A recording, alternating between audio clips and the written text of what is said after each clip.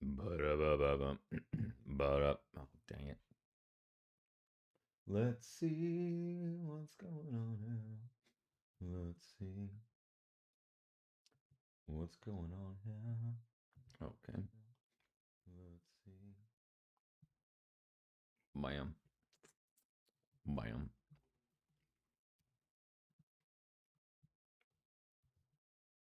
Don't really matter. Let's see.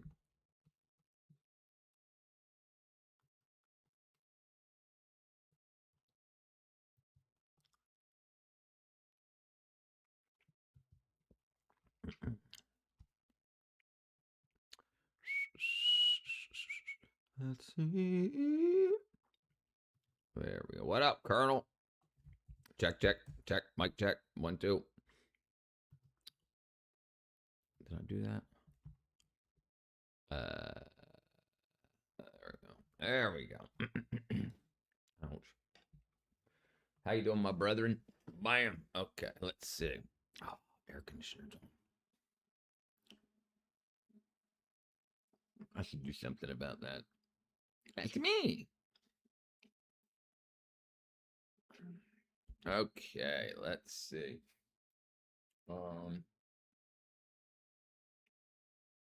Did you know YouTube has millions of available purchases because there's a separate one for each channel? Did you know has millions of available purchases? Purchases? Of what? Each channel could be oh, you mean that you could that lots of things to be purchased, like joining each channel and stuff like that? Is that what you're talking about? All right. Oh yeah. Oh yeah. Yep. Super chats. Yeah. A lot of purchases. A lot of purchases. Okay. She says everything is reckless ban, Rupert Lowe. Who was just arrested? Who was just arrested? Oh, what up, William? Jive turkeys. All right, let's see.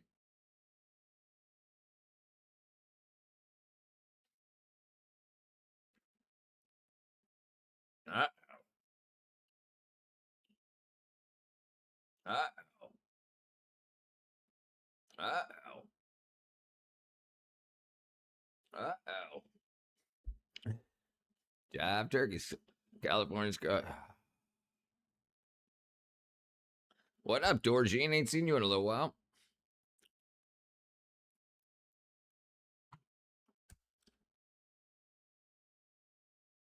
There's your freaking scrub Jay. All right. There you go. All right. Let's see. Okay. Woven in glass. Oh, there we go. Let's see what happened to this lady. A ton. I just got through feeding my scrub and jays. Of course, it helps you because it helps Gotta us feed keep the scrub bringing you jays. these stories every day. Now, Every y'all, day. your girl, Your girl, Judge Hannah Dugan, has finally been sentenced for her felony. I've been watching some Twitch trauma. Yeah. That's all right. Felony conviction, y'all. What up, her Live felony to Survive? conviction How are for you, helping brother? someone in the country without permission to evade capture. So this was a judge who apparently had ICE, the immigration police, was at the courthouse to arrest this guy, and she like let the guy know that ICE was there and escape out of like a back door. So then like ICE had to like chase him down in the streets, like through traffic and whatnot. And so she just got arrested, or she got arrested. She just got sentenced. What's up, Ali? Remember, she went on trial for this. She was charged with a misdemeanor and a felony, and she was only found guilty of the felony. So now that she has been sentenced, she is officially a felon. Well, she got sentenced with a felony. I am going Let's see to what show happened. you here what Gary? she was sentenced to. What kind of sentence do you get when you are convicted of a felony? You'll see that coming up. But first, y'all, I'm going to make y'all wait just a little bit. Don't get impatient. And this is what's so crazy about about the immigration thing going on in America. The guy that's running the immigration enforcement in America got an award from Obama. It's the same guy that ran immigration police ICE under Obama and got an award from President Obama for deporting 900,000 illegal immigrants. The same guy is the same guy that's working for Trump with the same laws that were under Obama. And like the right and the left go crazy over I guess the left think it's just a Trump thing, and it's really, really nuts. I'm doing good, brother. Yes, it is crazy. It is crazy. Tommy boy. But quickly. But first, we're going to take a look at Here's the video. how Dugan reacted to all of this, y'all. Did she say she was sorry? Did she express contrition? Guaranteed Or did she no. say, I was just doing what I was supposed to do, peepo?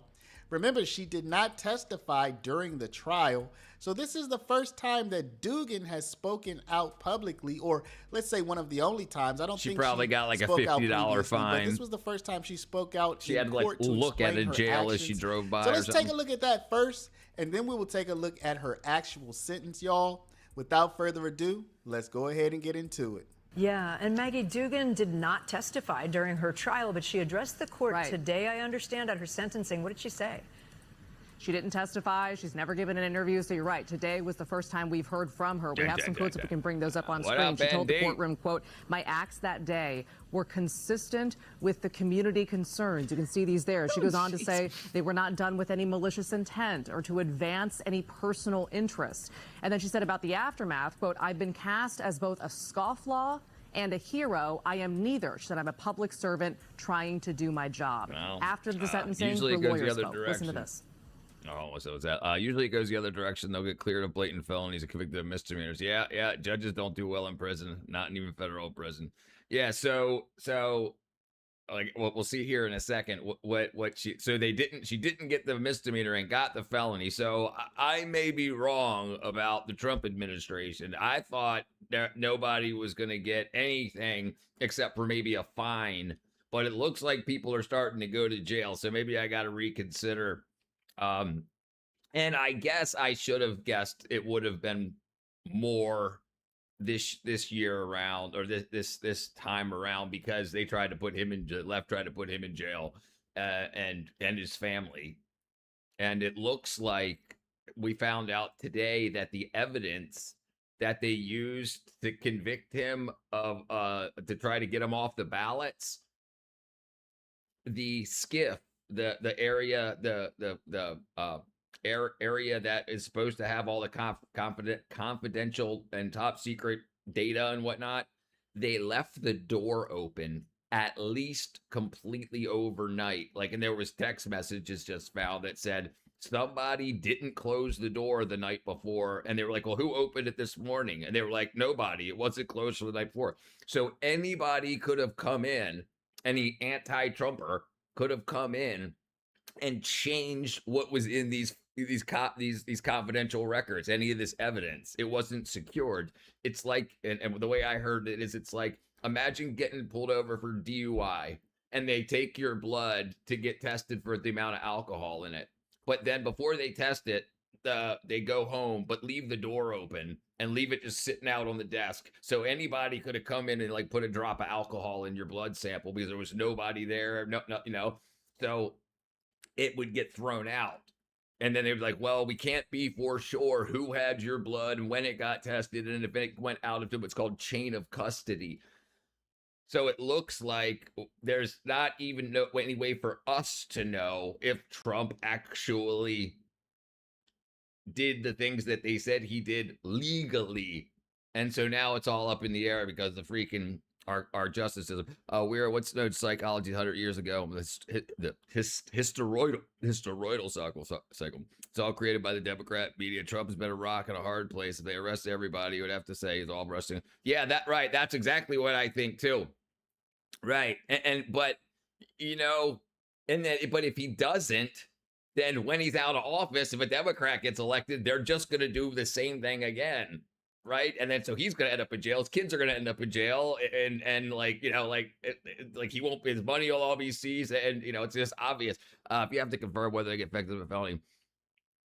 Yeah. But it was their legal system. It was the previous administration's FBI. It was the previous administration's legal system, the Department of Justice. So if they made up the data and then they went to their judges and their judges said, "Yep, he did it. Here's the evidence," but the evidence might not have been real evidence. You have to be able to prove that stuff. So if now they can go back and say, hey, you cannot prove that this stuff wasn't changed because you left the door open to the skiff. It's crazy, but that's not this. We'll see what's going on. Let's see what you got. A day. She's lost so much throughout this process. Yeah, she lost her job. The collateral consequences to her were great. So she and got we appreciate that the judge took that into consideration whenever he sentenced her to a fine only in this case. As for the next steps, we look forward to appealing this case to the 7th Circuit. So, of course, we will be watching for that appeal. It's worth noting federal prosecutors, Kate, declined to comment today. Yeah. All right, Maggie Vespa for us. Maggie, thanks. All right. So does that look like someone who's contrite to you? Does that look like someone who's saying that they're sorry for their actions, that they Lord shouldn't Alcatraz? have done wrong? Or does that look like someone who judges tend to look down upon, someone who tries to explain their actions and says, so what the problem with activist judges, the problem is that now you've got to find out, like in this case, it may be a little bit different, but she let an illegal immigrant get away from ICE enforcement. And then ICE enforcement had to have more people chase him down in the streets to find him. I mean, they caught him in like 2 more minutes, but when they do things while they're a judge, like say like they, how you hear all the time about people that have been in front of a judge like 60 times and then they end up killing somebody or hurting somebody really, really bad. And well, if you find out the judge is an activist, then you got to go through all of their previous cases to see if they were an activist on them. Did they let somebody that was a predator out? Did they, X, Y? This is why there's such havoc, because there's not a standard set of laws that everyone is held to. It's crazy. Yeah, it's about this law. Judge said, yes. It's crazy about the fact his career in law enforcement was arresting people during the administration, the other kind of people 4 years later. Yeah, this is I don't know, this is WUSN, but MS Now, yeah, really rough, really fake, yeah, and you know what? It's all fake to me. It's all fake to me. She's still eligible as well, and she I think this one. Oh, did she? I thought she lost her pension. You can tell the activist judges the ubiquitous pins they got. Yeah.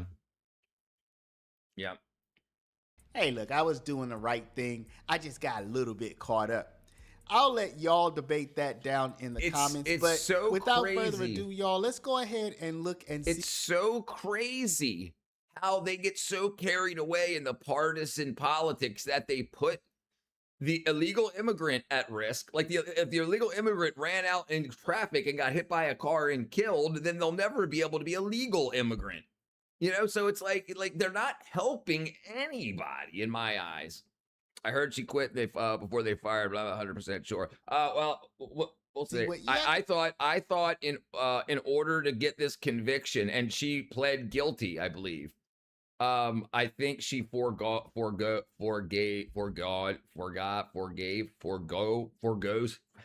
her pension, but I might be wrong. Yeah, what was her actual sentence? Yeah, the comments. Is she gonna have to do jail time? Is she gonna be sentenced to time served? Well, let's take a look. A now former judge convicted of obstructing an ICE arrest will spend no time in federal prison.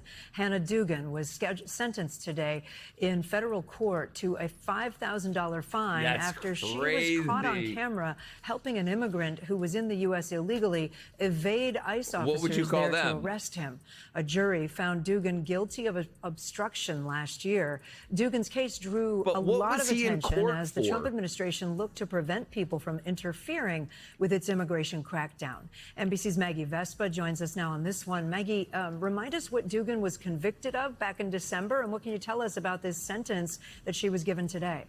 Yeah, sure, man. Kate. It was a federal obstruction charge, and we had that security video in the intro. That's video of the judge back in April of last year talking to ICE officers, telling them to go to her chief judge's office. When they did that, Right, so she told the, let's tell the story here, but she told the ICE agents to go into her office, and then when they went into her office, she went back outside of her office and took the guy to a back stairwell. But the ICE agents weren't dumb. They brought twice the amount of ICE agents, so only 2 went into her chambers, and 2 in plain clothes stayed out in the admits she went back into her courtroom and helped absolutely. Eduardo Flores Ruiz and his attorney. That's the thing. This is why there's like almost no Democrats left in America, because like we have no idea what these people will sell out for. So like if you like live in a Democrat city or state,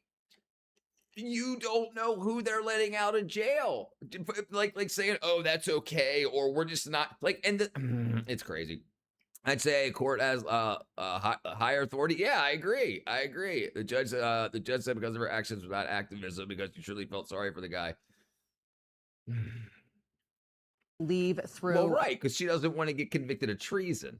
A separate exit, basically helping him evade arrest by ICE. She could have faced up to 5 years in prison, but today, the judge in her case, the federal judge, assigning her a $5,000 fine for the entirety of her sentence. The judge in the courtroom saying that Dugan is, quote, an otherwise good person, upset by immigration policy in this country, a sentiment shared widely, saying she made a bad decision in the moment. Also going on to say this conviction affirms that no one is above the law, and adding there's no need for prison to protect the public, basically given who she is. That's so crazy that the Biden administration locked people up for fixing their own cars, trucks, and tractors. It's unbelievable.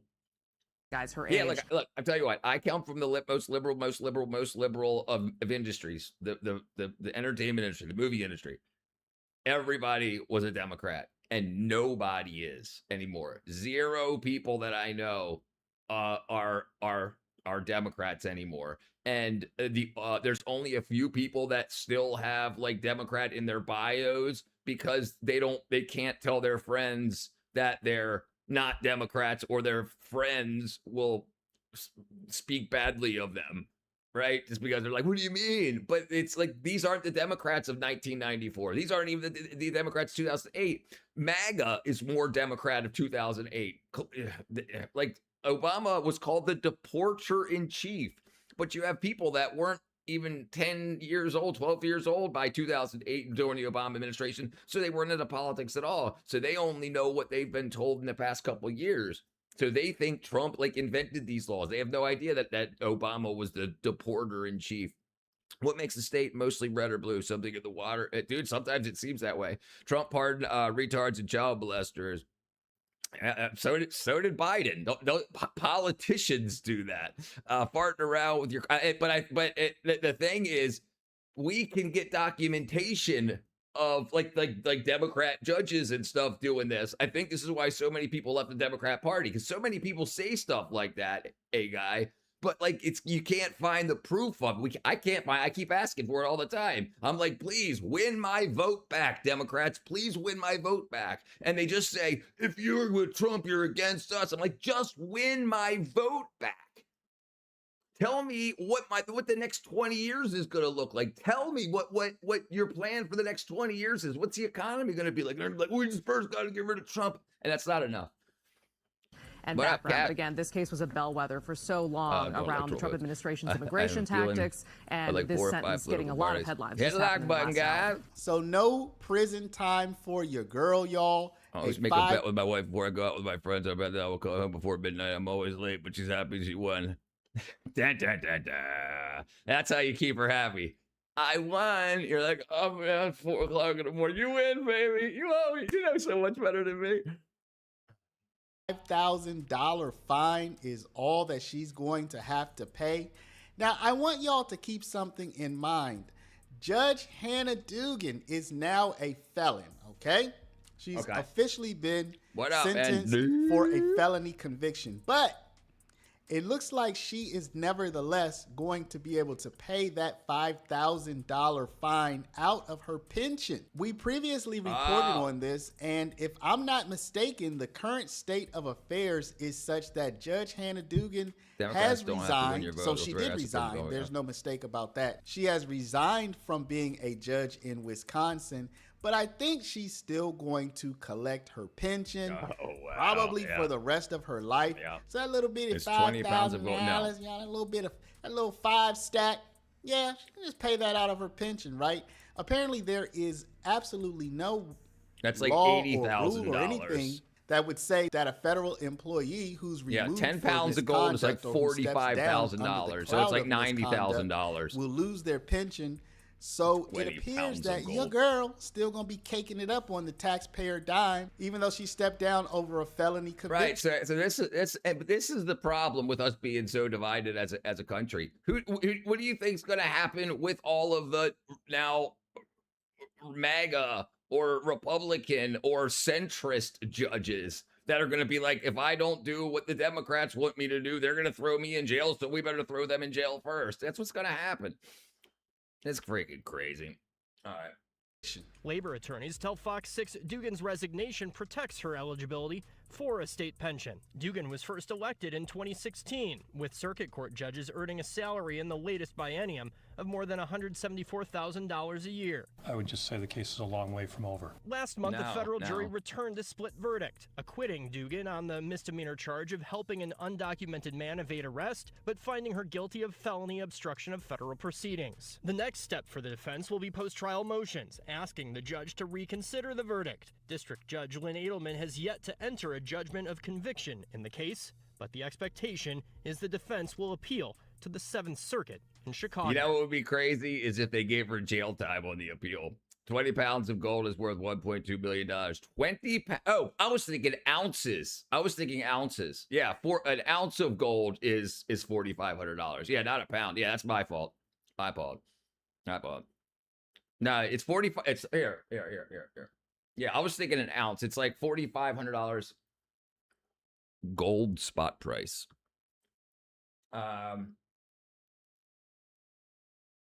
It's $4,000 an ounce. Sorry, it's down $51 dollars.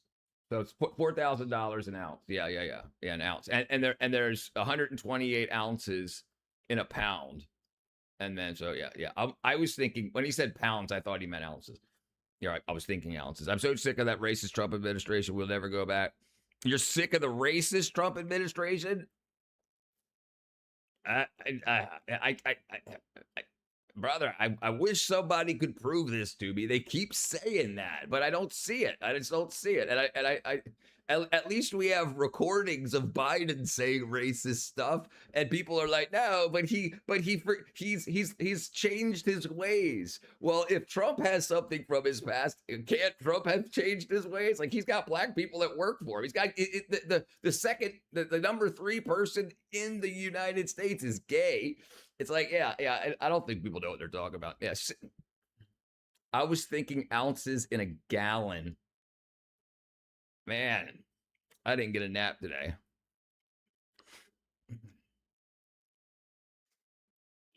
So there we go. So we do kilo is 2.2.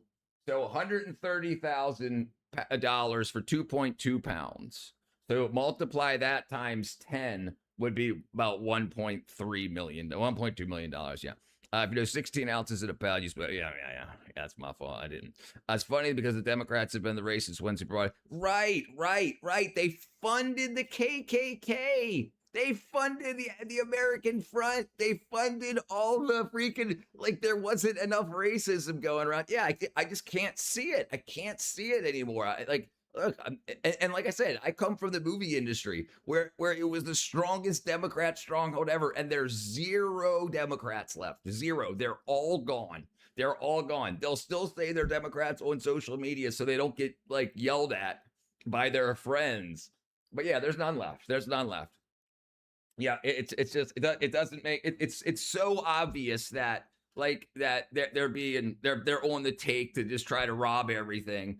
And then like everything that they're doing is falling apart. Everything that they said Trump did, they're getting caught for doing. The Republican Party was literally created to get rid of slavery. That's right. Yeah. Abraham Lincoln. That's right.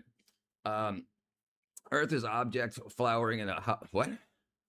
Earth is object flowering in a holy space called the universe. All galaxies are flowering circling a place called black holes. Yes, we did that. But yeah, let's see where silver's at today. Down $2. Down 250. Yeah, and it's like it worked. It worked for so long, calling Trump a Nazi, calling him a racist, calling MAGA racist, but they're just not. They're not. And you look at how bad, like, and how anti-white people the Democrats are. I mean, how long did they think we'd be like, man, that's right, we're bad people? How long did they think that would work? Well, it's not working anymore. So, I mean, yeah, that sucks. And like just show me some evidence. That's all I want to see. Well, he's in the Epstein files. Yeah.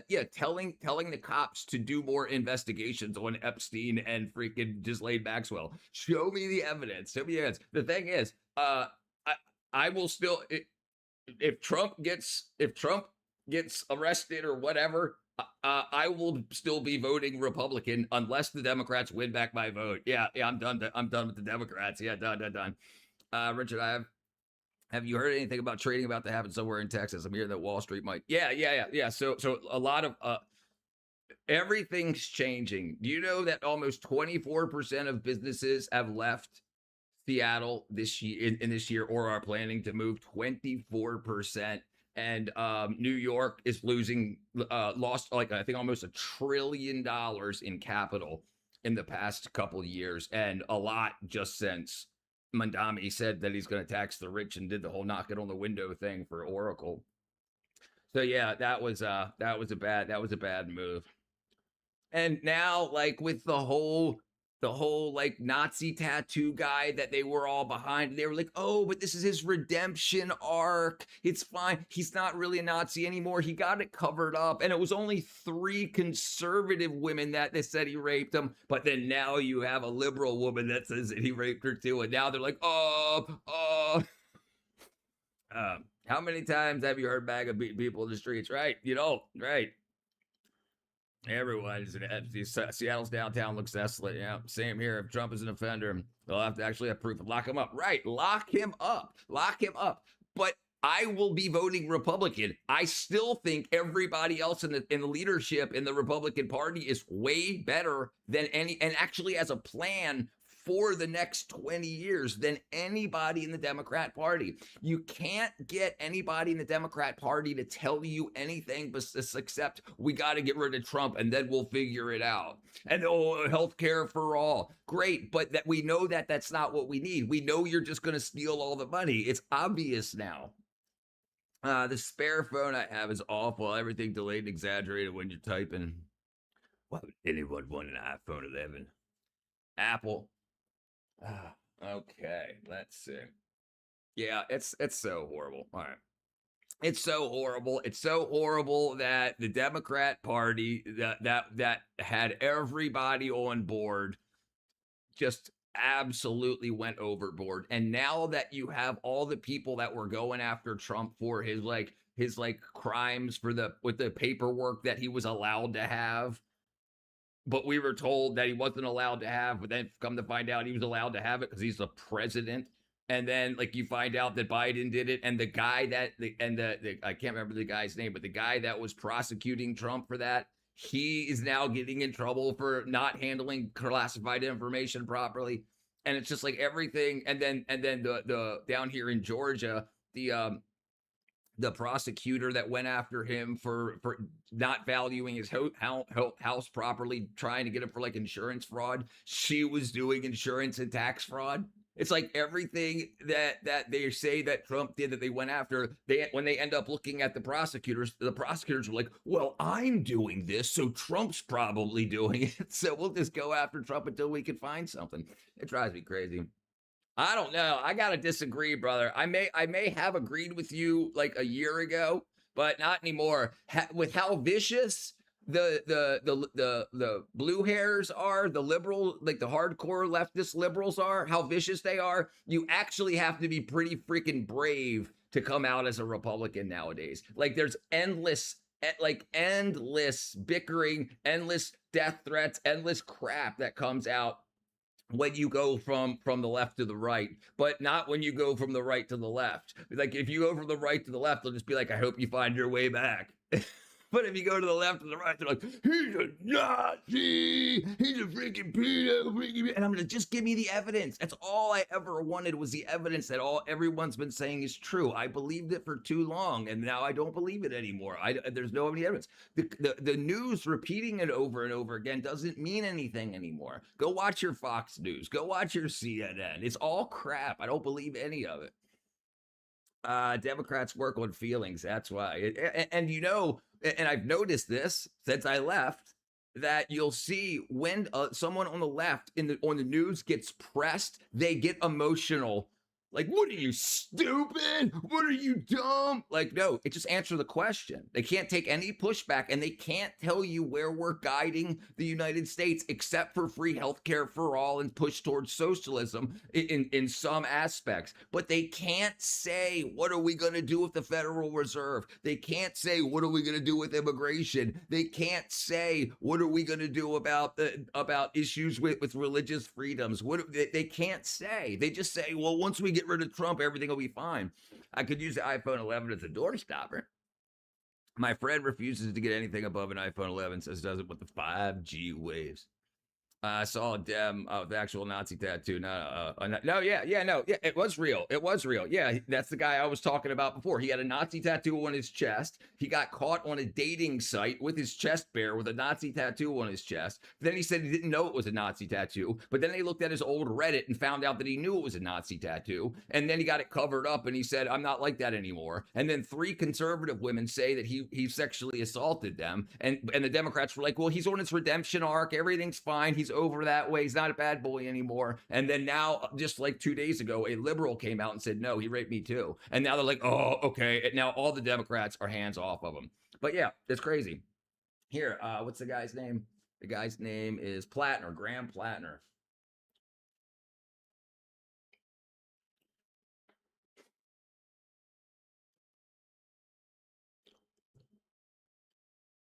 Yeah, dude. Democrats feel superior to other human beings. Well, right. Well, the problem is our education system has been so skewed. You got people with college degrees in art telling you that they know the complexities of world politics, and they don't. They don't. And when you try to ask them, they just yell at you and say, Google it. All right, let me see if I can find something on this real quick. Don Lemon, New York Times.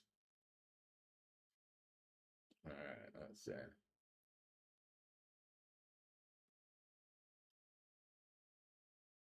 Liberal redneck. That's what we got down here in Georgia.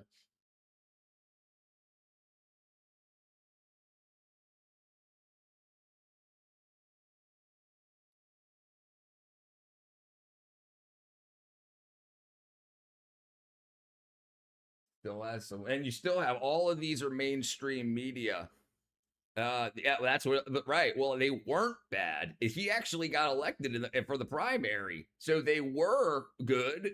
But now that the last rape thing came down, it started to dip, and that's the only reason that they said that they don't like him anymore. But yeah, because like previous behavior is a good predictor of future behavior, and they were all saying this was his past. This was his past. But when you ask about Trump saying something about something that they think is racist, well, can't that be Trump's past? So they're willing to give all of these people grace regarding their past, except for people that they hate. So they'll give grace to people with Nazi tattoos who sexually assault women, but they won't give grace to Trump for a freaking newspapers telling you had people that admitted to a crime, and he brought a newspaper ad saying that they should be put to death, and they'll use that. But he was a Democrat back then when he did that too.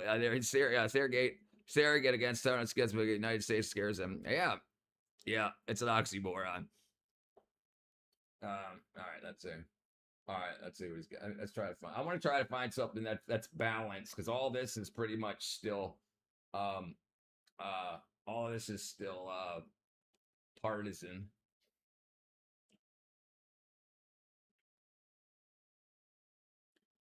All right, well, let's just see what CBS has. Well, this morning, Maine Senate nominee Graham Plattner faces new sexual misconduct allegations and a wall of opposition now from fellow Democrats. They're calling on him to drop out of the race. Plattner is also accused of interfering with the process of choosing a replacement. Caitlin Huey-Burns. Right, so now that is, and he hasn't dropped out yet, but he's telling the people in the DNC, or the Democrat coalition that's getting people, the Democrat voters or Democrats of Maine, the company, nonprofit, whatever you want to call it. He's trying to say, I want you to get somebody that I tell you to put into my place if I drop out, so he can pull the strings. So there's just going to be a puppet in that he controls, and that's not the way it's supposed to be. That's not what should be. At least we call out sides' mistakes and make them. At least we call out our side's mistake and make them take responsibility. Yeah, I agree. Is in Maine. Caitlin, good morning. They said that this was his past, but they actually said a redemption arc. Yes, he had a Nazi tattoo until 3 months ago, but he got it covered up, so that was his past. Yeah, it's crazy. Epstein was a Democrat. Good morning to you, Natalie. Well, it's getting messy here in Maine. The Plattner campaign said that they reached out to the Maine Democratic Party to try and understand what the process to replace him might look like, and they insisted that voters, not party leaders, should decide who that is. All of this as we're learning new details from one of his accusers. So the thing is, they want to do what they did during the Kamala Harris-Biden administration. They didn't want the voters to choose who was going to go against Trump. They just basically said it's going to be Kamala against Trump. So there was no primary. There wasn't we didn't get the vote to say, no, I want RFK Jr., I want Bernie Sanders. They just said, no, it's going to be Kamala against Trump. They just made it happen. And they've been arguing that the Republicans are anti-democracy, but they absolutely went against the Democratic way to move, letting the people vote. And then so now with Plattner, he's saying, well, I won the primary, so I should tell you who my replacement is, even though he didn't get elected from the people yet. AOC and Joy Reid, Lemon feel way smarter than everyone at NASA. Yes, hypocrites. That's definitely, yeah. Graham Plattner is still holding on in Maine's U.S. Senate race despite mounting allegations of sexual and physical abuse and growing calls for him to step aside. It terrifies me to think of him having any type of power politically, because what is he going to do with the women in his office? Lindsay Fifield, who says she dated Plattner more than a decade ago, told the Washington Post he had repeatedly removed condoms without her consent while the two had sex. She had previously told the New York Times Plattner had gotten rough with her and spoke about it to CNN Tuesday. This is one of the original accusers, one of the ones that's not a liberal. And it wasn't until the liberal one that came out the other day that now they're calling for. All of this comes just one day after another woman, Jenny Rassicot, came forward to Politico accusing Plattner of rape. Plattner has categorically denied both women's allegations. He has now lost nearly all of his big-name supporters, like Senator Bernie Sanders, who just a month ago had this to Epstein say. was a Democrat whose best buddy was getting engaged. Yeah, extraordinarily strong campaign. Yeah, and people will say the Democrat or the Republicans are helping the pedos and whatnot, but the Democrats were in bed with Epstein like 100%. That he was donating to the Democrat cause. They can't. It's the problem. They just say what they've heard say from one of their other buddies or teachers, but it's wrong. It's just wrong. If Epstein was a Republican, I would definitely look into it more. He was a Democrat. And it just makes sense because all these guys are falling apart. Can't stand, because what's going to do? It's going to be it's going to appeal to ignorance, not a valid argument. Well, Sanders is joining the chorus of Democrats urging Plattner to step aside. Pennsylvania Senator John Fetterman, who had preferred more moderate candidate Governor Janet Mills in the primary, blamed progressives. They pushed out and rejected, their sitting governor, an absolute committed Democrat. It wasn't that long. She was celebrated within our party. Now, some Democratic voters here say they're concerned about whether the party still has a chance to flip the seat held by longtime Republican incumbent Susan Collins. I just feel like the odds of him being able to beat her are a lot less. And I feel like for the people of Maine, the right thing to do is to drop out. Graham Plattner's tattoo isn't just an tattoo. Now, Plattner has until Monday to withdraw from the race so that the Maine Democratic Party can pick his and he's had it for years, and he's talked about it. He's talked about it on Reddit. He's talked about his tattoo and what it's Totenkopf. You actually think Epstein bothered to vote? He donated money to the Democratic Party. Yeah, but I didn't vote. He called it in. He didn't have to vote. He just called it in. He said, we're gonna I'm just too busy. Phones are expensive, Andy. I'm gonna run this phone to the ground. Placement, and party officials here are reiterating that Plattner will have no role in figuring out who the new nominee will be or determining that process. Nate.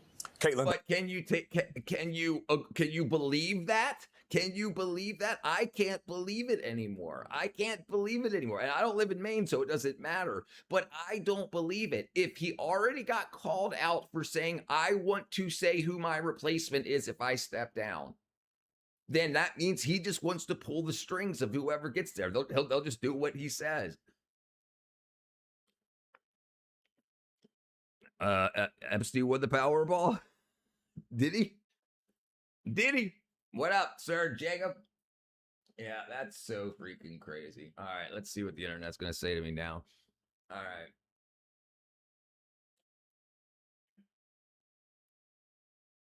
Yeah, it's so unfortunate. You can get a pretty decent phone for cheap nowadays if you don't want the flagship models. I just asked my friend and she doesn't have any lag in it. She's on her iPhone 11. Yeah, I'd factory reset that thing, brother.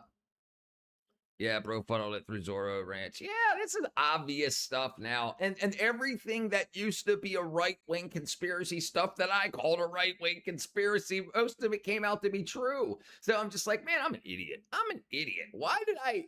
It's because I didn't want to do the work. I didn't want to do the work as a youth. I just wanted somebody that I thought was smarter than me with politics to tell me the shortcut.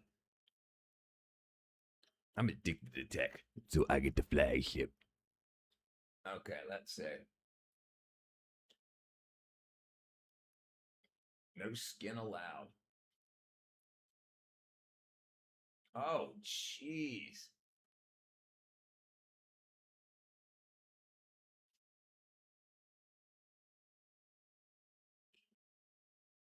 I hope he stays in the Democrat, deserve to lose to the college. Yeah, it's going to happen. It's going to happen. Yeah, that's what I don't have an iPhone. My Androids always runs lickety split.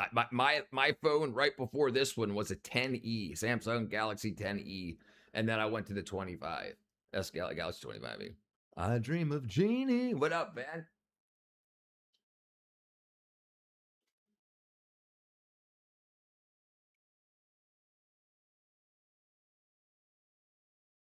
And it's like the farther we get into, you love the Vsauce guy? Vsauce, Michael here. Remember conspiracy theory was a term coined by the CIA after Kennedy assassination? Yeah. Yep. For I was saying, I only use iPhones. When I get another iPhone, I'm probably get several generations behind. The pendulum always swing current when always above. But what's interesting about this administration is we've got a bunch of old school Democrats that have joined the Republican Party, and we've had even more since then. They've lost 6 more people, highfalutin like House representatives or not House representatives, state leaders. What are they called? Damn it, have switched from Democrat to Republican. There hasn't been any Republicans go Democrat. And there's now across the United States, a million Democrats have re-registered Republican. A million more people. Let me see if I can find this. And so it's like the people that aren't talking about it. I agree. Android's definitely better. So far superior. What I'm saying is Epstein was likely connected enough to know with voting just a game to still let us play. I believe he's believing it does what it's supposed to do. Yeah, I'm sure he didn't worry about it, but you know, he probably did it like you know, to get the sticker and to go with people like as a, I mean, yeah, he probably didn't waste his time. He probably didn't want to leave the island, but yeah. I just got my mom the Galaxy S26 Ultra Plus.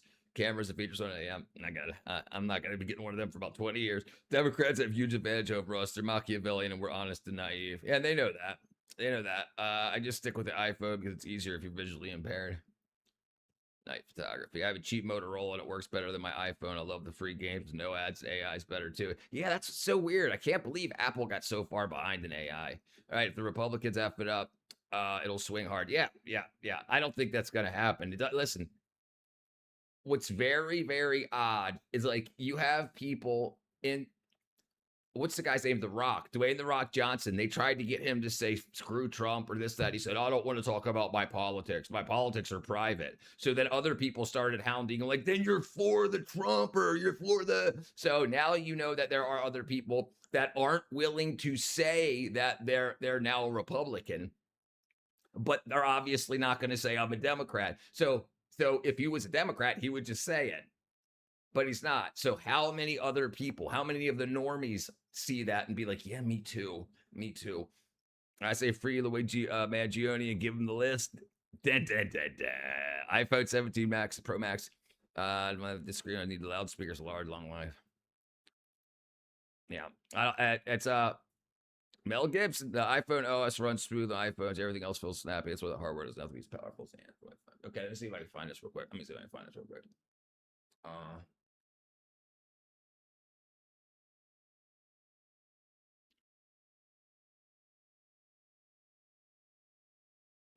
Find it.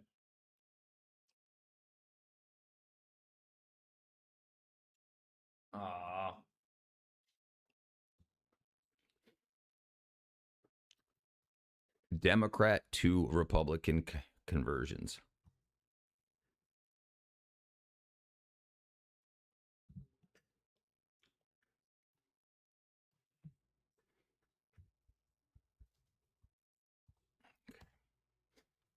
Okay, so here it is. Here's the map. Here's the map right here. This shows you the United States. The lines that are red and going right are people going from Democrat to Republican, and the lines blue going left are Republicans going Democrat. So you can see all over the entire United States, you don't have any Republicans turning Democrat in California or Arizona, but you do have the Democrats going Republican. And all over the rest of the country, you see all the rest of the country is going Republican. And I think that they see, as well as I see, that they have, obviously you have a bunch of people that made it into the Democrat Party that are faking it till they make it, and they cannot really answer a question, and they can't tell you anything but orange man bad. They can't tell you how your kids are going to be educated in the next 10 years. They can't tell you what their plan is for the stock market, for business and industry. And then the ones that will talk to you about that are the socialist Democrats. And then some people are so anti against that, and they're so anti-Jew that you have all the Jews leaving the Democrat Party now also. So it's like they're just hemorrhaging people. I'm a hardcore Android. Me too. Android for life. I just bark. The whole folder filled with iPhone CVEs. You got the least recent leaks. My Samsung Galaxy 25 Ultra Snapdragon 8 Elite feels smooth as an iPhone for everyday use. The voiceover feature is a lot more accessible for blind users on the iPhone. So stick around. The Rock telling Hillary, shut up. Yep, epic. I'm a registered Democrat and voted the gay liberal guy for president. He wants to lower taxes and have more gun rights out less, by the way. I don't even know guns. There's a floor graphic. There's a floor graphic for the Senate. Used to hit people with an exploit to crash their iPhones. Just an image. Trump, America, if it already has enough gun rights. Well, the problem is that our crime is in the areas where our gun rights have been tested. you have these Democrat enclaves that make it very difficult for people that want to protect themselves to get guns. So then the people that get them illegally, the criminals, are committing more crime because they're more. It's more than likely if they go into a home, there's not going to be a homeowner there with a gun. I'm not going to associate with the vaccinated sheeple. How Kentucky looking? Play The Rock telling Hillary to shut up. The Rock telling Hillary Clinton to shut up. All right, let's see.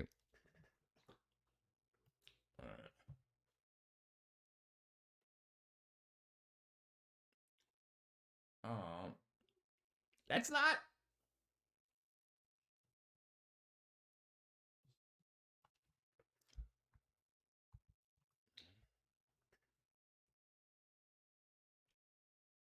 Where's it at?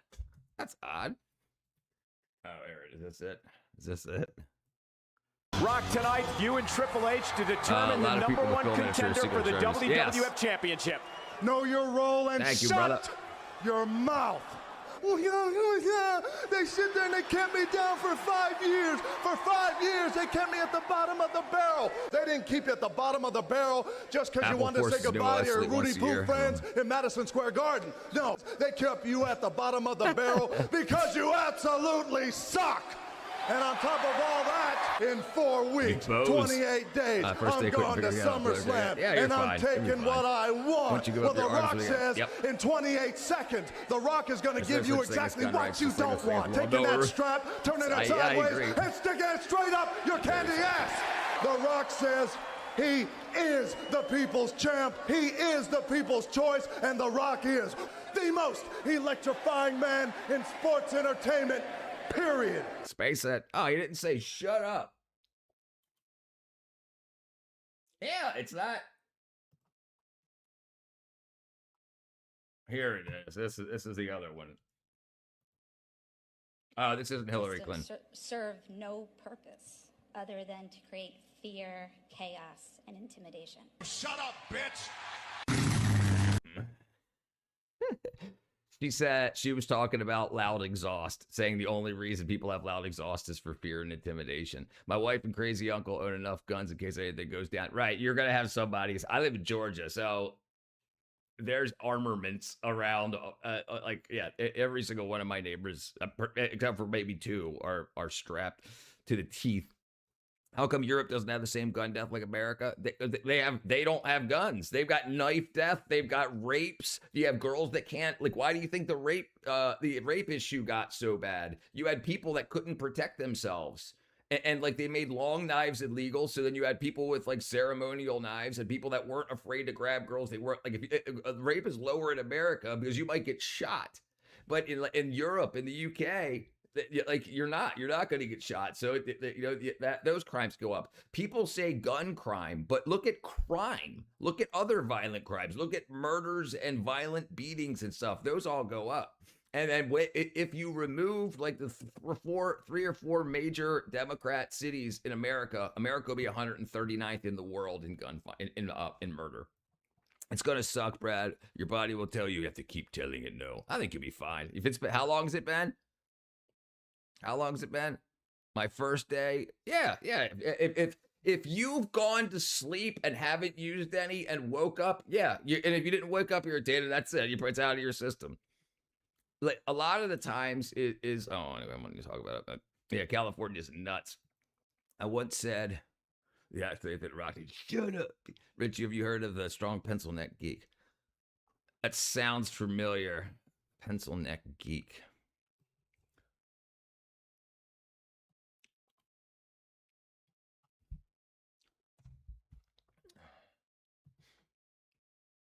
No, I haven't. No, I've never heard of it. I can't. It's copyrighted. I can't play it on stream. If you even call someone an idiot in UK without being arrested nowadays, I'm Cali too. Where I live, the sheriffs encourage residents to obtain their conceal permit if they wish. Yeah, that's good. Yeah, you need protection. You need, especially in a world of insanity. McDonald's kills more people than guns. Agreed. And I'm glad now Brazil Is Monk in here? I think I saw Monk earlier.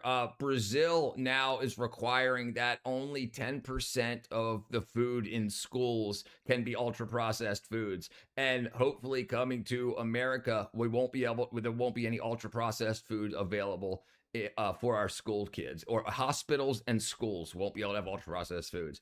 Seeing how close they go to cancer and how much it destroys the gut lining, and it causes the malabsorption of vitamins and minerals. So it forces people into, even if you're eating vitamins and minerals, it's not being absorbed through your gut wall. So then it gets you in deficiency of a bunch of stuff, which leads to illness, which leads to hospital visits and more money to the hospital. California concealed carry permit takes too long to attain, like 12 months. You can get it in like freaking 15 minutes here in Georgia. You got it now, like a couple of days. You have I think it's 2 to 7 days, depending on if you have any like prior like arrests or anything. Like even for like speeding and stuff, it can be a couple more days. And then you have to take a gun safety course, of course. Because I was a coworker that should have.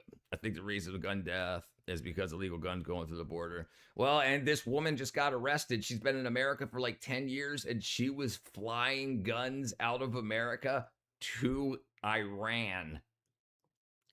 But I don't know how they ended up getting there. Like I didn't know we had direct flights. Maybe we did to Tehran. Being former CO, I could say things. Yep.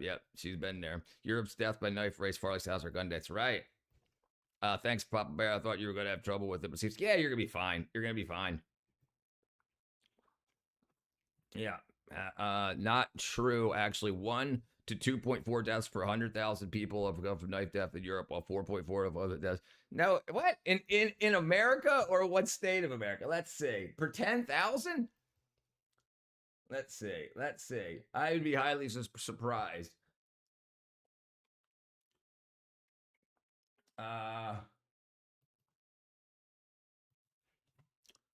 Gun deaths, USA versus knife deaths, UK. We'll just do UK. I guess you can do all of Europe. We'll just do UK.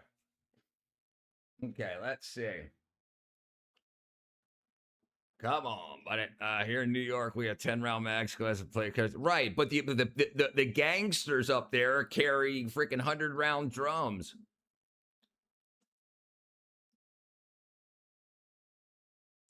Right. Oh, so this is why, Adam, because it incorporates suicide.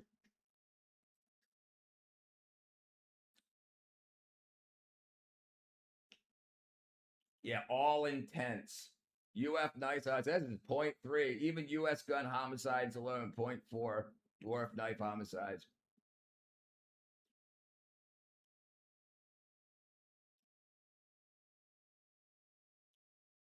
Apple, yeah, the caveats. Here you go, caveats. Gun deaths often include 60% suicides, equal half. Knife deaths, only homicides. The United States rate is much higher than the UK's trends. U.S. gun deaths declined post-2021. U.S. knife homicides have fallen recently. Broader violence. UK has very low gun homicides, 20 to 30 a year. U.S. has high firearm availability. The bottom line, there are roughly 200 times more gun deaths in the U.S. than homicide knives in raw numbers, but still dozens of times more per capita. The U.S. also has more knife homicides than UK alongside the gun problem. Reflection of comma. The interesting thing is to see where they're concentrated.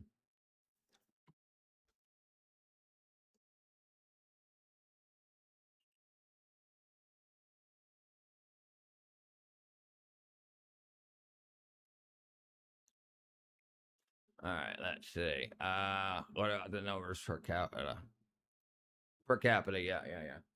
Gun deaths are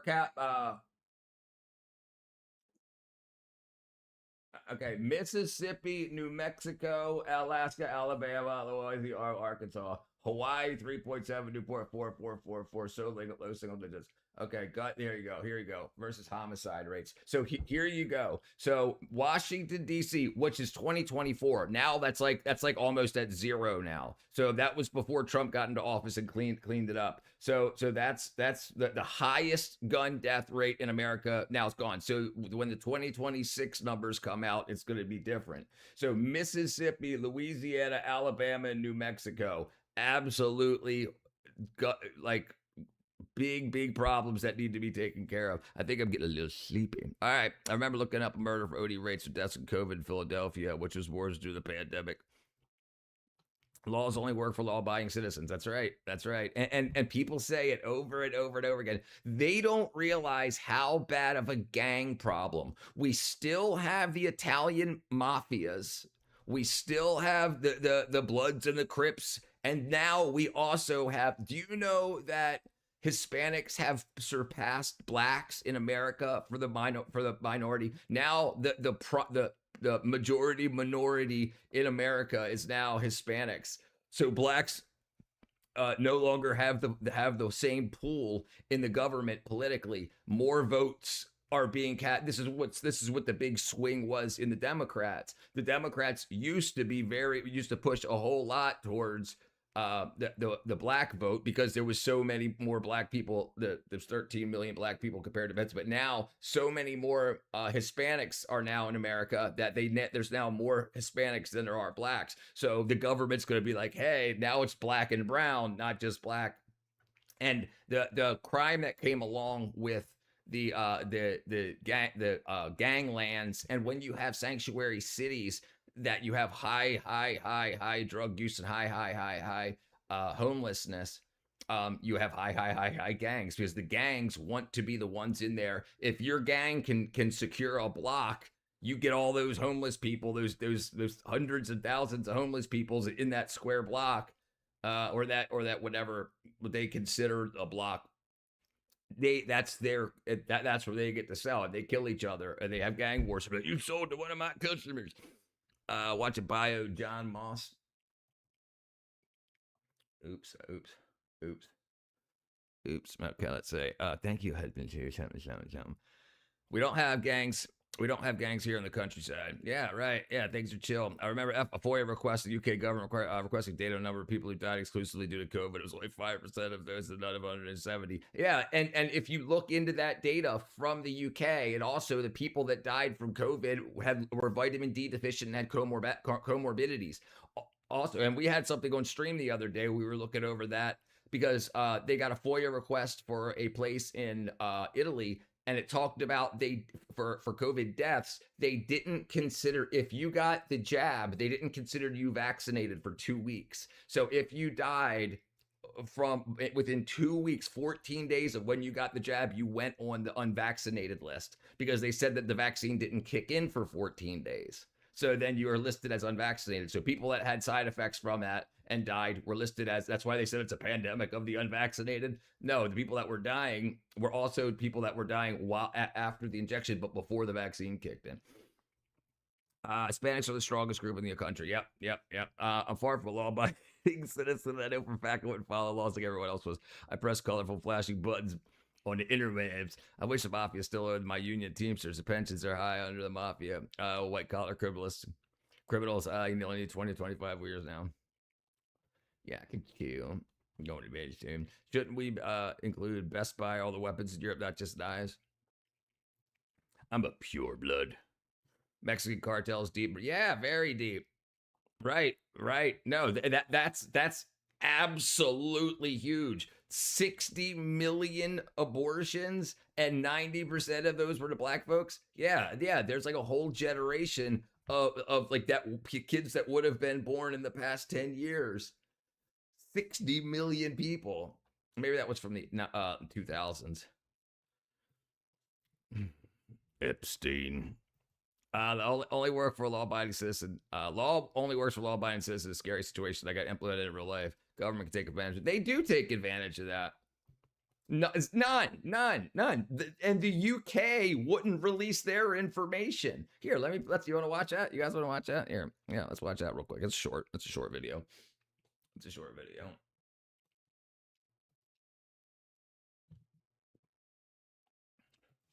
It'll piss you off too. It'll piss you off.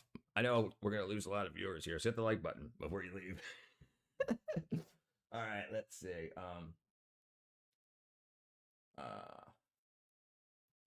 Playlists. It's obviously the effect. Think of a mechanism to avoid the uncontrolled distribution within the body of these products. Absolutely. So they're talking now about how the product did not control its distribution through the body. So it should have stayed in the area it was injected, but it ended up going to the heart, earlobes, testicles, and ovaries. And amongst other places, but it was supposed to stay in the place that it was injected. But so that's what he's talking about right now. But going to the point of when they talk about the window statistic, where the window of when you're considered unvaccinated after administering the vaccine, they waited 14 days before considering you vaccinated. So if you died in that window, you were still considered unvaccinated. So well anticipated, but well worked out, and it just shows how basic fundamental science can be applied if people choose to apply it. Of course, sometimes people choose to apply science, other times they choose not to apply it, but you chose to apply it. So that's great. Now, you've got another paper we want to study today, and I'm going to put that paper up now so people can see it. I'll put the link in the chat. Now, there's a bit of a sly trick going on here. Here's the trick. Statistical trick. Technically, it's called the case counting window bias. But this bias is presumably affecting most of the publications around the world that seek to analyze vaccine. They gave the Tuskegee airmen syphilis. Yep. And the Tuskegee experiment. Ultra woke Malcolm Gladwell said crime rates are down because of abortion. Jeez. Effectiveness. What is this case counting bias, and why is it a bit of a sly trick? Yes. This effect, we have to acknowledge that it has been predicted by Professor. So they predicted that this is what they were going to do, but then they got called anti-vaxxers and science deniers for saying, no, you're counting this wrong. And they say, you're not a researcher. Martin Neal and Professor Norman Absolute Fenton. Nutter. In late 2021, and they even have a publication in preprint from of January 2022 that I bet that they are trying to publish in the peer-reviewed literature. This effect basically creates a misclassification. Yeah, but the reason he was saying it is because he said there's less black people, because it's mainly black people that get abortions. So he was saying that because there's less black people, there's less crime. Because it is based on the notion that someone has not built up a proper immunity against the virus for a period of time roughly of 2 weeks, 14 days after vaccination. In some countries it changed. For example, in England, I think it was like 21 days, this period. So in from England, 14 to 21 days. In England, it could have been 21 days. So if you got the jab on January 1st, you weren't considered vaccinated until January 22nd. So if you died between January 1st and January 22nd, you were counted as unvaccinated because the vaccine didn't kick in yet.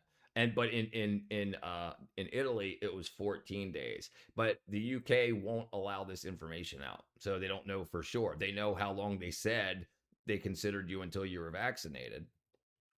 In Italy, this study was performed. The period of time was of 14 days. I'm pro so basically, legalize for all ages. In the first 14 days, in this time window, all the vaccinated people were considered unvaccinated, and this created an effect that all the adverse reactions that they had, but even the infections and the hospitalizations were moved to the group of the unvaccinated.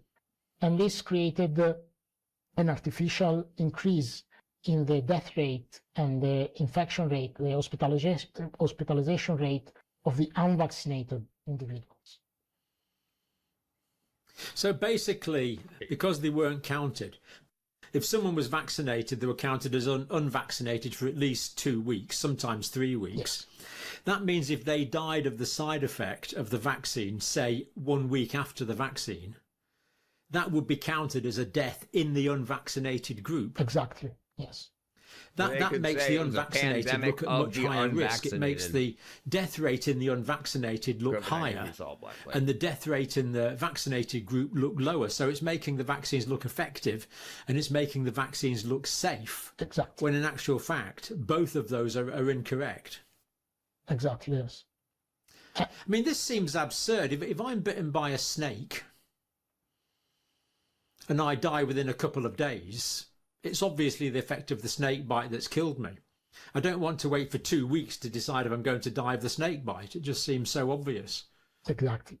This is left is right, up is down, black is white, on is off. Perfect metaphor. Yeah, so you get that there. I laughed. Everyone around tested positive for COVID, was sick after taking the jab, but never took a test or anything and felt fine. Right? Yeah. I love those stem cells. Keep coming. But if you want for my niece, I'm screwed. Isn't that interesting? And you know where else you can get stem cells? You can get stem cells for lip filler and boob filler and buccal cheek filler. You can get stem cells for that. They'll use stem cells for plastic surgery, but not for actual surgery, not for actual fixing the body. For beautification and stuff, they can give you stem cells mixed with a fat. It's called nano fat.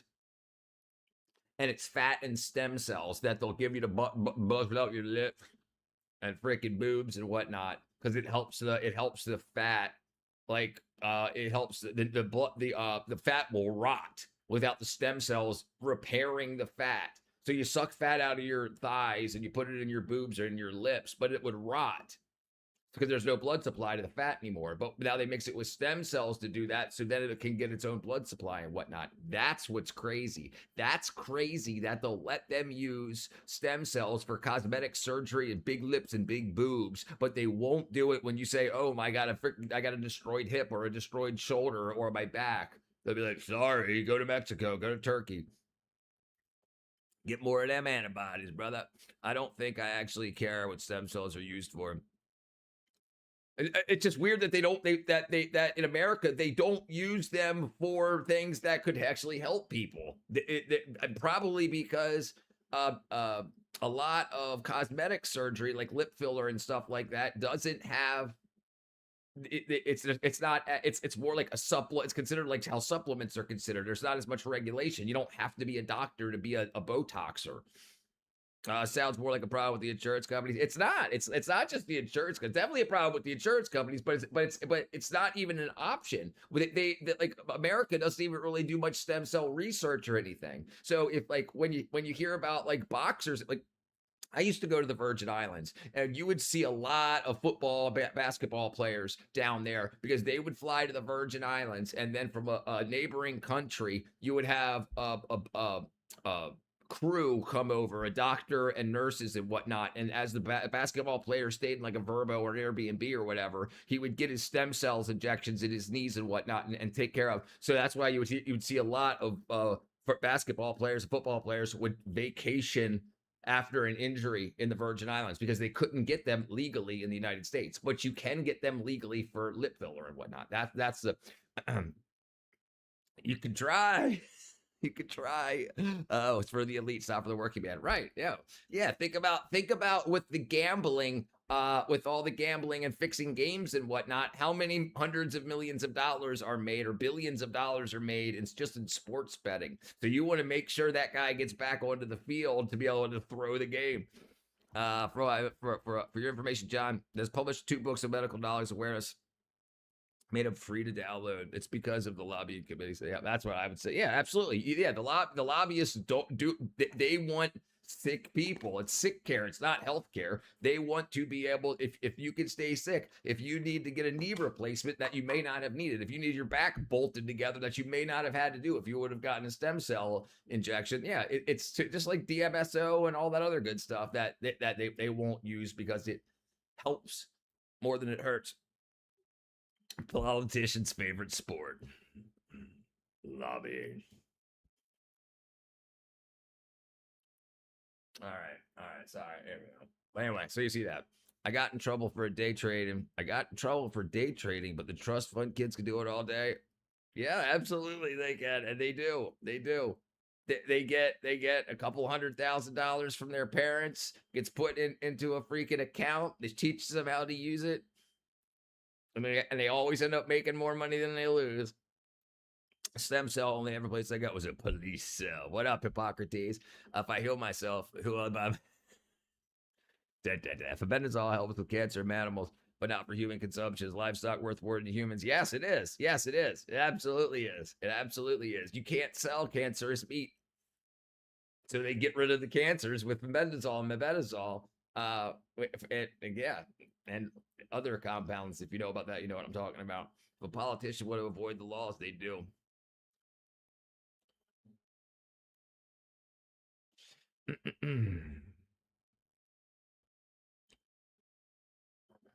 Tornado interception vehicle. Yeah, this is badass. This is badass.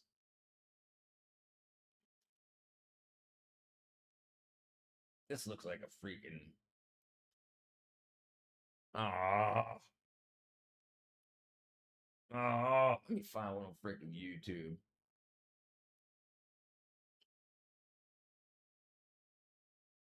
There we go. Hopefully it's not music. Hold on, I'll fix it in a second. And the sirens fade. Damn it. Why do they always gotta use freaking music? Alright, hold on. Let me find one on YouTube here. Oops.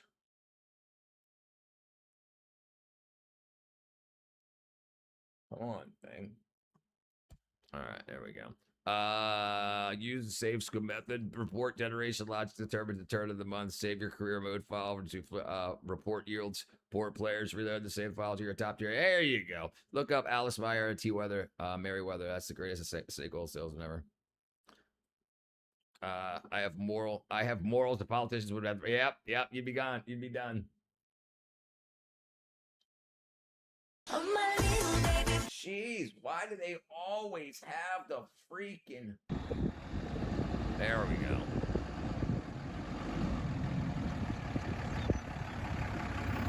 Hear that?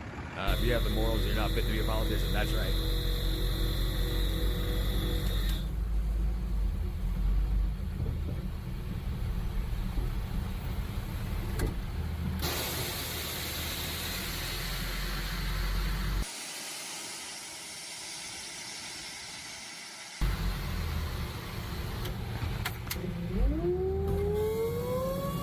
Gotta get me one of these.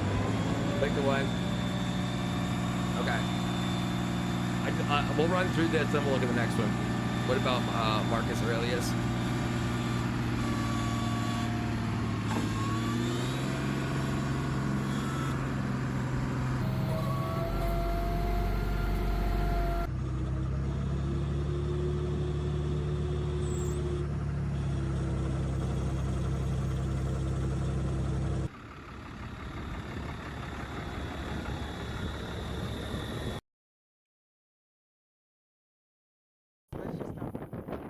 Politicians are just like divers, so they both need to be changed often for the same reason. I have no morals. Will you vote for me? Do you know what the Dunning-Kruger? Yes, I know what the Dunning-Kruger effect. Yeah, Dunning-Kruger effects when people believe that they know more than they actually know, basically. There's definitely a current outbreak. I was saying earlier that you have a bunch of people that have college degrees in like art or theater, communications, and they act like they are scientists in biologics and are like political geniuses, even though they don't know anything about it, but they think that they heard all the correct stuff about it while they were in college. So they feel, well, I went to college, I heard that Trump's a Nazi, and I've got this piece of paper that says I know how to act, so therefore Trump's a Nazi, and it's documented. Up on their perch. I had a job. Hydraulic. Yeah, that's good. The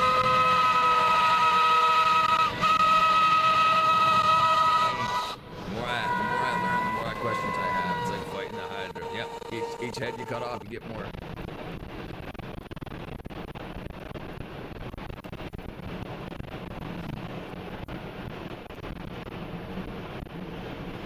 Ears are popping.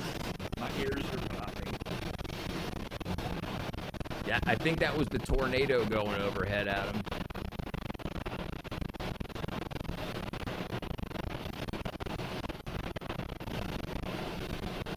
I believe, at least. I went to college for forestry. Now I have to think about biology. Right. I was Benny Kruger with Benny. I pay everyone's favorite game, Jew or Italian. I'm neither. I'm a skateboarder that broke my nose a bunch of times. I took a year of astronomy. I'm fascinated by Uranus. What up, user?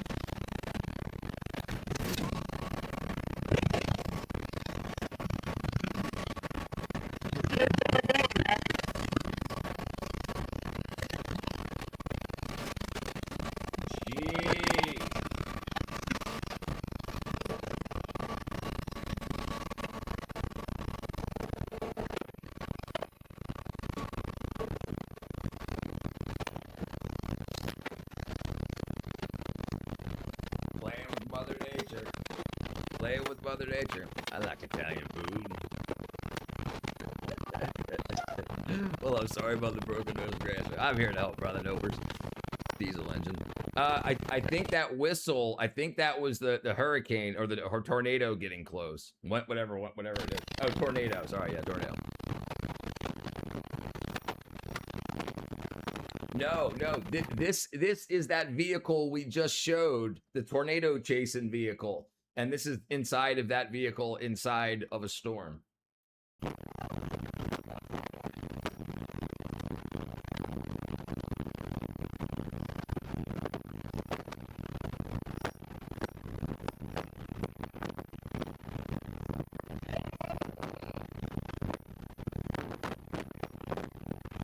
I didn't go to college because I would have taken philosophy, history, or psychology. I would never use any of them. I don't like teaching people. Yeah, and I think one of the big issues is it was only an F3.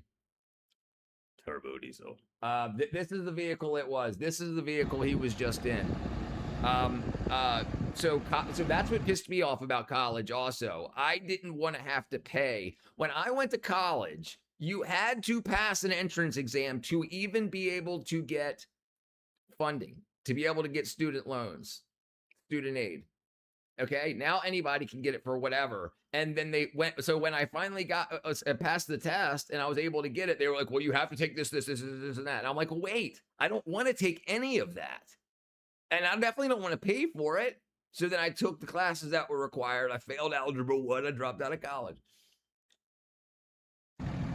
If teaching is not your power, then what is your power? When your mom catches you watching weird shit on the computer, you say, I'm studying astronomy. I agree. And it is. It is. So what I try to tell people these days, I say, if you're considering going to college, do it before you go to college. What do you want a degree in? Try to learn all that before you go to see if you actually like it. Because most kids make these decisions while they're kikiing around with their friends in high school. And then they go to college. They're like, man, this sucks. And I took out 80 grand. You know, so I'm like, learn as much as you want to about what you think you want to take before you go. But who's going to pay for the people who gives the information? That's right. That's right. I can teach no one anything. I can only make them think. Marcus Aurelius. Stoic. Anyway, all right, we'll go back over here. Yeah, so this is that vehicle. That's probably the whistles you heard. It's probably the hydraulic pump.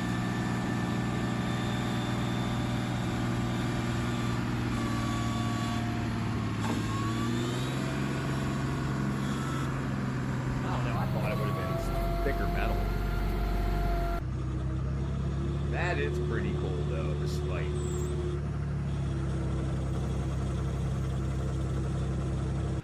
Yeah.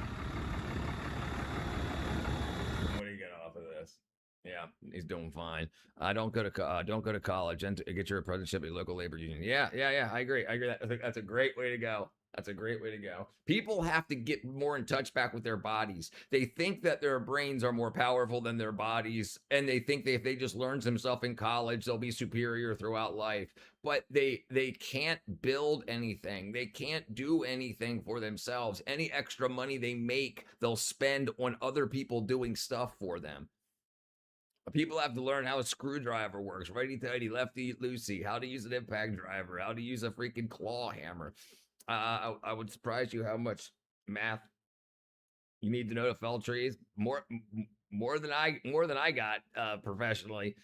I can lead a horticulture, but I can't make her think. Horticulture. Horticulture. Yeah, they don't think. D-Day. Oh, it's probably all AI. Yeah, that's pretty cool. F-16. How it started.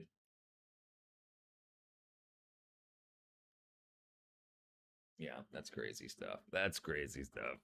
Crazy stuff. All right. I'm gonna call it a night early tonight too. I think it's like people getting into cybersecurity. They're all gung ho and ready to start hacking, but within the first few hours, they don't even know what a packet is. That's exactly right. They got no idea. They got no idea what a packet is. They don't know what a terminal is. They don't know what bash is. They don't know how to freaking. They don't even know what port mirroring is in a switch. They have no idea what any of that is. They're just like AI freaking break into this freaking shit, dude. Double click. Wow. Thank you, user. Thank you, brother. Not champs. No math required in fell trees. Should have one of those pretty intuitive sense of physics, though. I think a lot of people don't. That's why they end up owning cars and stuff all the time, all over the internet. I cry sometimes, and they make me cry. Get some good rest, Richard. Thanks for everything. No problem. We'll go for a little bit longer, but I'm definitely tired. I did a lot of work today, a lot of drywall moving, and I got to put it up tomorrow. UPS delivery driver. Union is great. Still bad things though. I beat the AI computer algorithm by 2 hours every day to save 20 miles. There you go. All right, let's watch something funny. And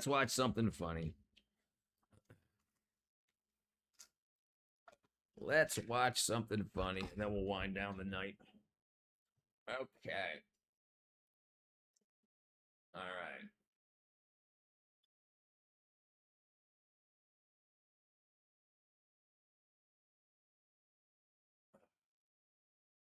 I don't know if I'm going to watch that. Extreme close-up. All right, that's cool.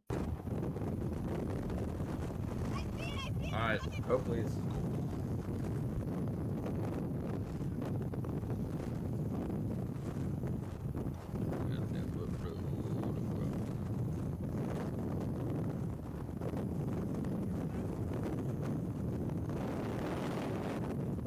Oh yeah, that looks like it's gonna be rough.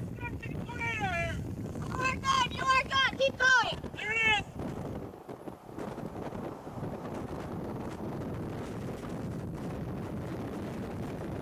You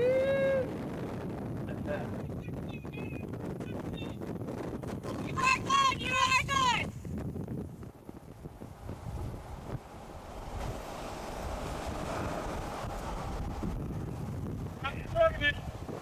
We're right alongside it. There it is.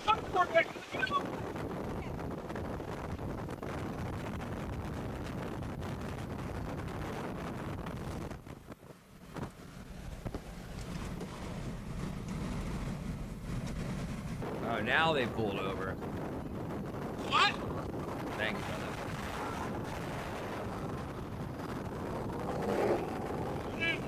Jeez. They're like, I think we made a mistake.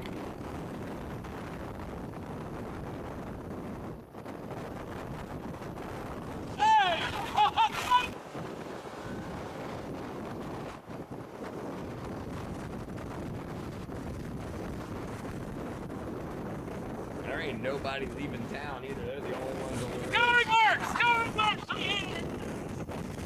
Go reverse!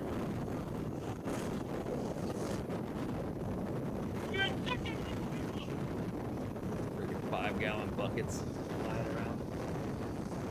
Oh, reverse, reverse. Yeah, you're in big deal. We're gonna have flipped over trucks on the right. Around the gas. Let's run out of gas!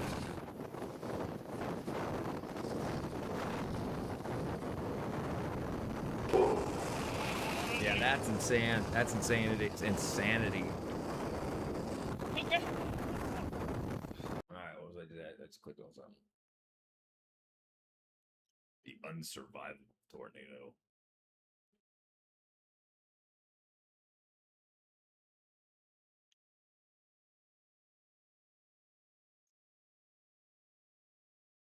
Troy. Comments live. Alright, let's see. What up, Blue Sky? Oh, surprise with all your knowledge. I'm great with yeah, I try to, Blue Sky. You know, I try to keep it interesting. How you been? Man. Krakatoa. 4th of July car launch. You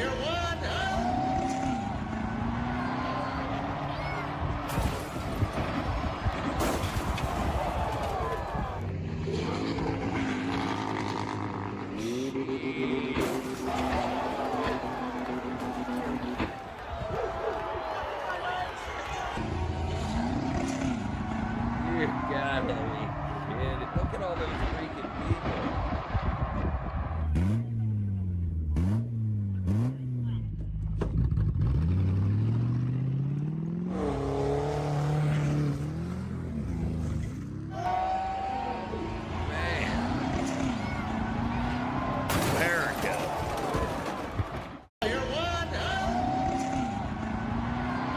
Guess if you're in Alaska, you ain't got nothing better to do. They're like, let's get this thing running for next year and throw it off a cliff.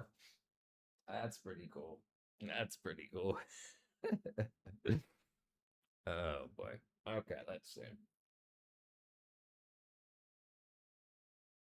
Mustard. The biggest, baddest bus. This is one of those technologies almost everyone has heard of, but very few people actually understand. The turbocharger. Once you see how it works, you will understand why Volkswagen and Audi have stuck with turbocharged engines for so many years. Anytime you see a letter T in an engine name, it usually means the engine is turbocharged.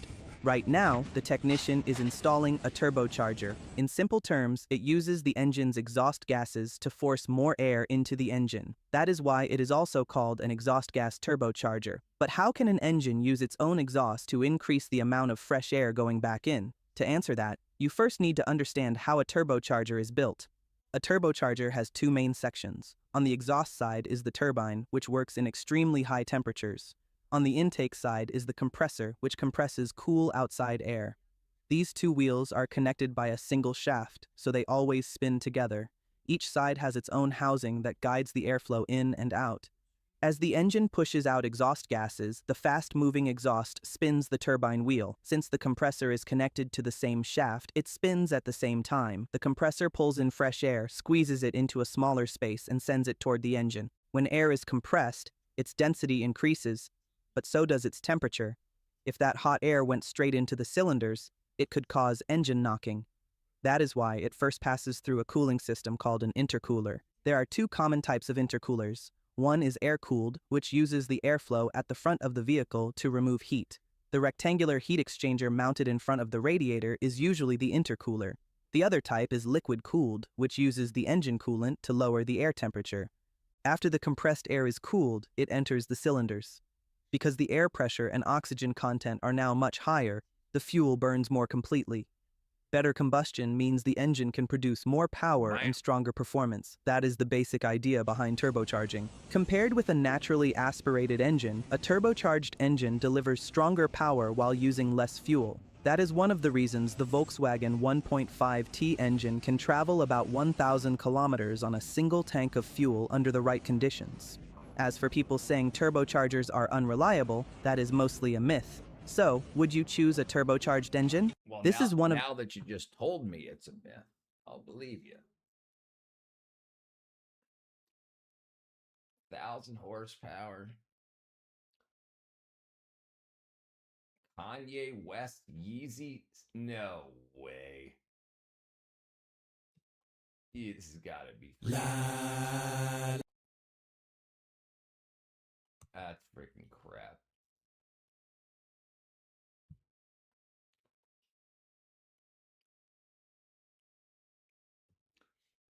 Beetlejuice. Okay.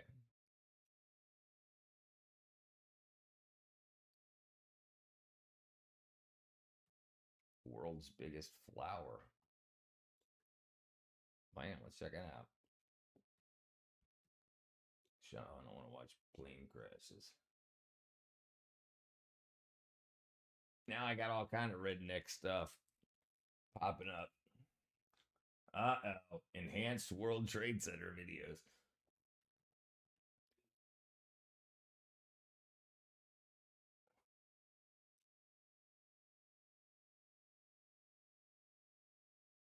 Crabs versus octopus.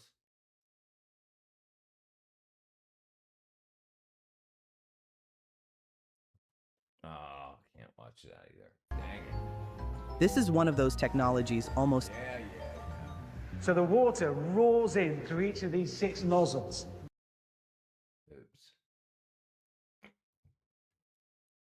Oops.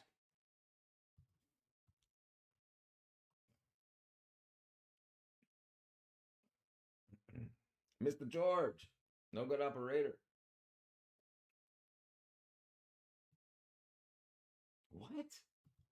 A TikToker did the Benadryl challenge. She's now not alive. What happened? Benadryl, diphenhydramine, is one of the worst medicines that you can take, which means a lot of people are going to be taking it. But why is it the worst? It's a dirty medicine, meaning that it does a lot of different things, so it causes a lot of side effects. It's supposed to be an allergy medicine, and it does that, but it also makes you sleepy. So it's sold as a sleep medicine, one that can cause dementia, one that some parents give to their kids when they want some peace and quiet. Don't do that, that's considered poisoning your kids. Speaking of poison, diphenhydramine is also an anticholinergic. A cholinergic promotes rest and digest, so an anticholinergic blocks rest and digest. This is where it gets messy. Isn't Benadryl supposed to be a sleep medicine? How would it block rest and digest? This is where the Benadryl challenge comes in. We've sequenced the entire human genome, so we know the biological structures in our brain, what they look like, how they're shaped, and what they do. In really large amounts, Benadryl prevents normal sleep-wake function in the brain because part of its chemical molecule is the same as the normal brain chemical that the body naturally makes for normalizing that same sleep-wake function. You mess with this part of the brain by providing this similar looking, but ultimately different chemical Benadryl, and then you see the Hat Man. You lose your mind. You increase your risk of dementia, and then you get seizures, which is what happened to the TikToker who passed away, except there's one final thing, because people don't die from seizures alone. Benadryl, in its dirty ways, also blocks electrical activity in the heart. This can force the heart into an abnormal rhythm where it shakes in place and blood can't be pumped anywhere. Now the brain is starved of oxygen because blood isn't pumping, and then you have seconds before it's over. And that's what it did to this young teenage girl. You can try to fix it in the hospital, but if there's way too much Benadryl floating around in the body, it'll just keep throwing off the heart until it's over. So if you don't need to put it in your body, don't put it in your body. Jeez. You got bears in your area? Yeah, well, let's see. I haven't seen any. I've seen bears in my county, like, oh, not really. A county over from mine. I've got more. I'm pretty far. Well, let's see if there's any bear reports. Bear reports near me. I'm in Georgia. To the back shows the trains and water drains in Arizona. You got bears here. No, too much city. I see the cool video brought back by trees changed by city's water drain. No, not reports. Bears.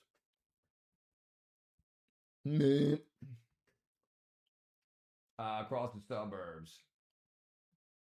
Spalding County, Metro, Cobb, Mid-Georgia.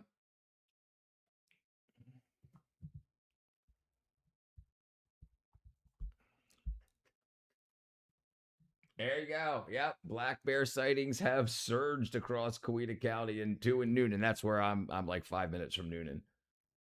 Record Stonebridge subdivision, Springdale, Financial Creek. Yeah, wow. So they've been surging in my area. That's crazy. That's crazy. I haven't seen any. All right, let's see. Narcaza. Massive propane melon shaft. Expensive. Why your AC can kill you.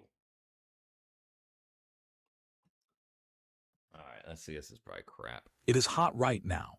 Genuinely, historically, record-breakingly hot. And if you are sitting somewhere watching this and it's bearable, there's a good chance you have an air conditioner running. I do. Maybe the whole house. And it's working. The room is cool. But here's something almost nobody tells you. That air conditioner is not making the heat disappear. It can't. Heat doesn't get destroyed. It gets moved.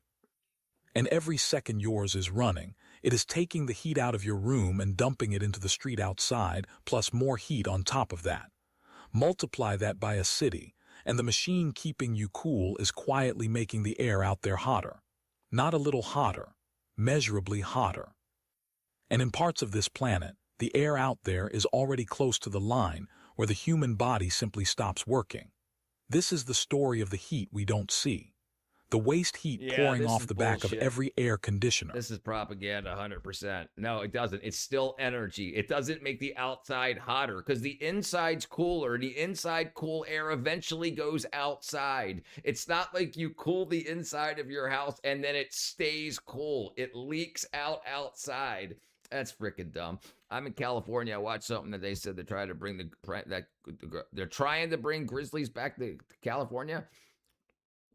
I'll be back. You might watch that video I'm talking about. Yeah. I'll check it out. They're trying to bring grizzlies back to. They're trying to bring grizzlies back to California. Bringing the grizzlies back.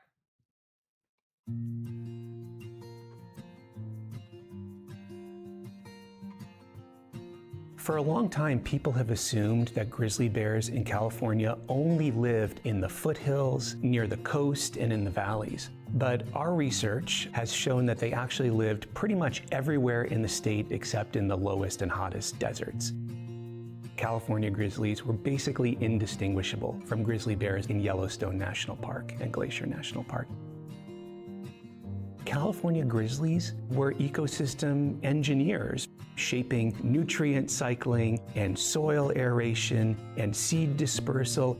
We think of their big claws as being these big ferocious things that they use to prey on other animals, but actually they're more like a hoe to dig in the soil. The truth is that in California, prior to European colonization, grizzly bears here were about 80 to 85% vegetarian. It turns out that the real reason the grizzly bears disappeared from California is that a small number of settlers, armed with guns, traps, and poison, took it upon themselves to eradicate these animals. The received narrative that we've had is that grizzlies had to disappear because they had to give way to civilization. And the fact that there are 40 million people in California today means that they could never come back. These things are simply not true. We could bring grizzlies back if we want to. It's just a choice. It's not impossible. But the key question here is, are we willing to do what it might take to bring them back? Are we willing to make the sacrifices to gain the benefits of coexisting with grizzly bears and other wildlife? They're absolutely not. No. You think that, when was this? This was a year ago. They absolutely knew they were going to flood the country with with migrants from outside of the country, and they want to bring people from inside the country, other states, to California, which would add to the population density of California. They don't want more bears. This is freaking crap. Have you hugged it? What up, Librado? Have you hugged a grizzly today? Sacrifices are actually pretty small. Scratched my back. It involves back. things like storing your trash, investing a little bit in some infrastructure and providing ways for them to move. Yeah, we see what happens with the money invested in California infrastructure. It gets stolen, it gets rerouted, it gets used for other things like elections, and then things don't get done, and those trash cans will cost $40,000. From place to place. We have two models based on our recent experience with black bears. One model is what's happened in Lake Tahoe in recent years, where black bears have become an increasing problem, in part because we haven't invested in coexistence in the way that we would need to in order to live with them. But there's another model. Back in the 1990s, there were an enormous number of conflict incidents involving people and black bears in our major national parks. Some agency officials, biologists, conservationists there got some money to invest in secure food storage, education, infrastructure, all of these things that we would need to do. And over the course of about a decade, the number of conflict incidents declined by about somewhere between 95 and 98%.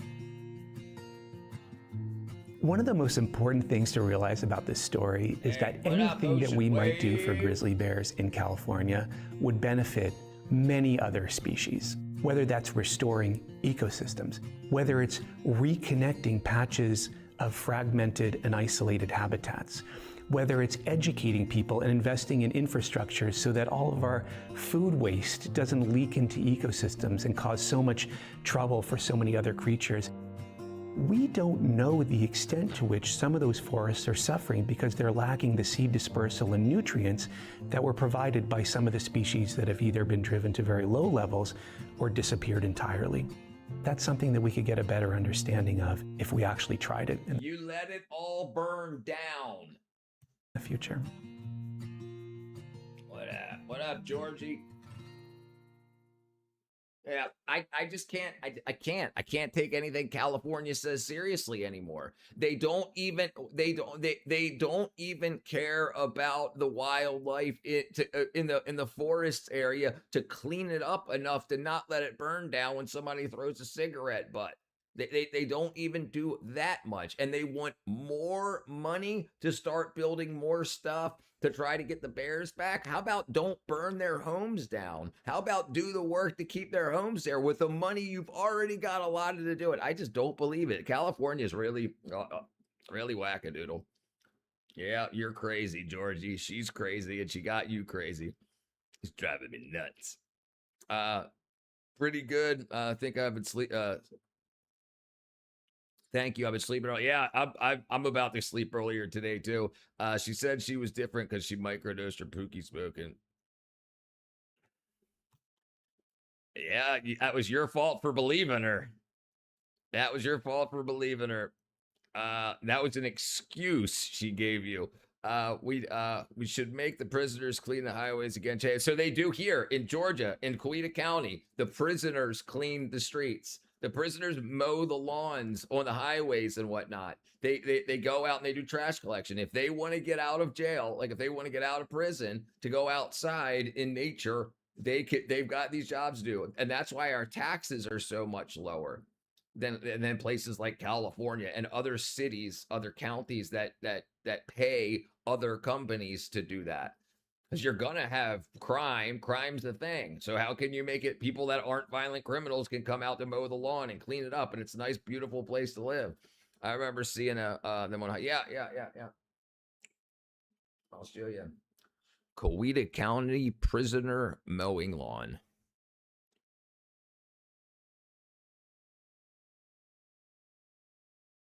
Oh, I'm surprised they don't have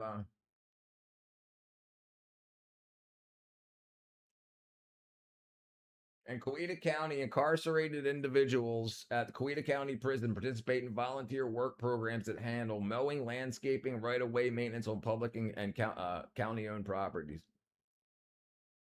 Yeah, so it's like, why don't they just do that everywhere? I don't know. They're dumb. They don't do it. They want to figure out a way to make more money. So they say, hey, we won't pay the prisoners, or we won't have the prisoners do this. You start a landscaping company, buddy, and then I'll get the county to pay you a freaking $100,000 a month.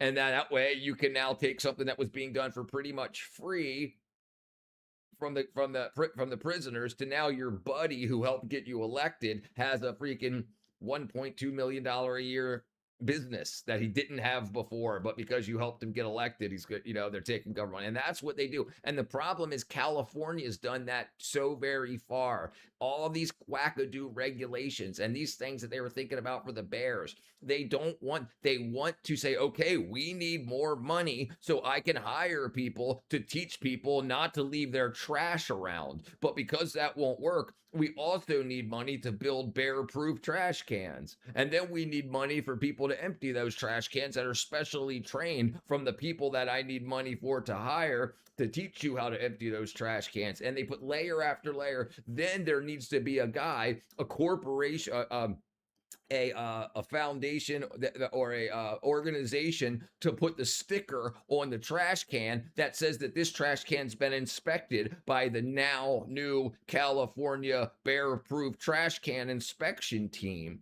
That's another. So now for $7 million, you get 9 trash cans and 2 employees. It's freaking whack.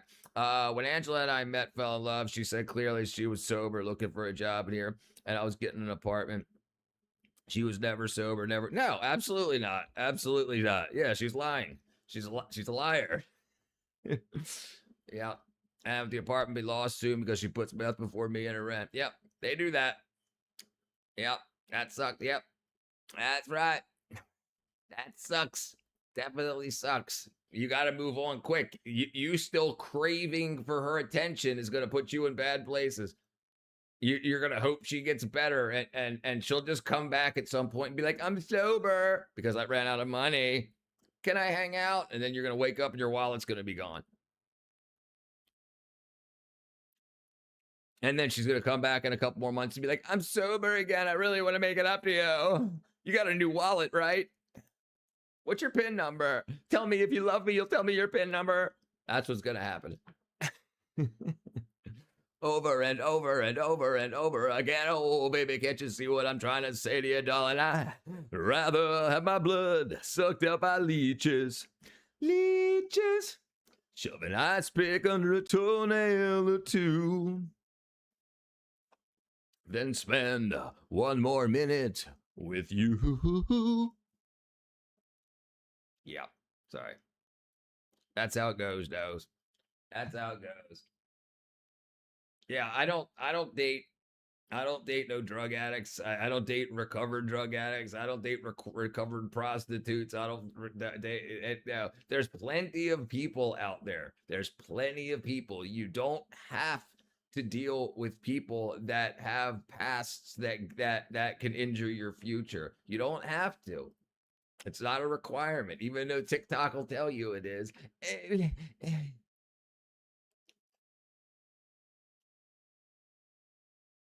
Let's see. Hey, that's me. All right, let's see.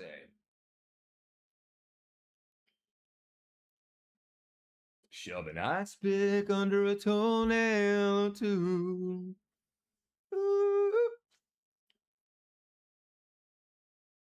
Oh, man. Let's watch something fun. Is it just me, or have the biggest totally Hollywood stars, names like Britney Spears, Lindsay Lohan, Amanda Bynes, and Paris Hilton, seemingly fallen from grace? I mean, from Britney Spears being placed in an allegedly abusive conservatorship back in 2008, Lindsay Lohan's continued struggle with substance abuse, and how Paris Hilton came out in 2024 revealing that she was sexually abused and force-fed medications while she was an institutionalized teen. Now, this just begs the question, how does this keep happening? How is Hollywood, which is essentially the most esteemed career that anyone could possibly dream of, be packed so full of abused women who still haven't gotten the job? Because they lie to everyone. They lie, they lie, they lie. They tell you that's great. Like, you hear about these actors and actresses saying they're making millions of dollars, but you've never seen the check, and then they're always looking for another movie because they're broke. It's because they don't actually make what they say they're making, and a lot of these people have body issues and drug and substance issues.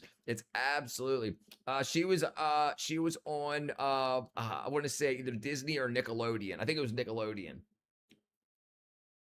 justice that they clearly deserve. And what I think happens to a lot of these girls is you have these guys or women in power that abuse them sexually, and then they're like, but I'll give you, I'll make your life better.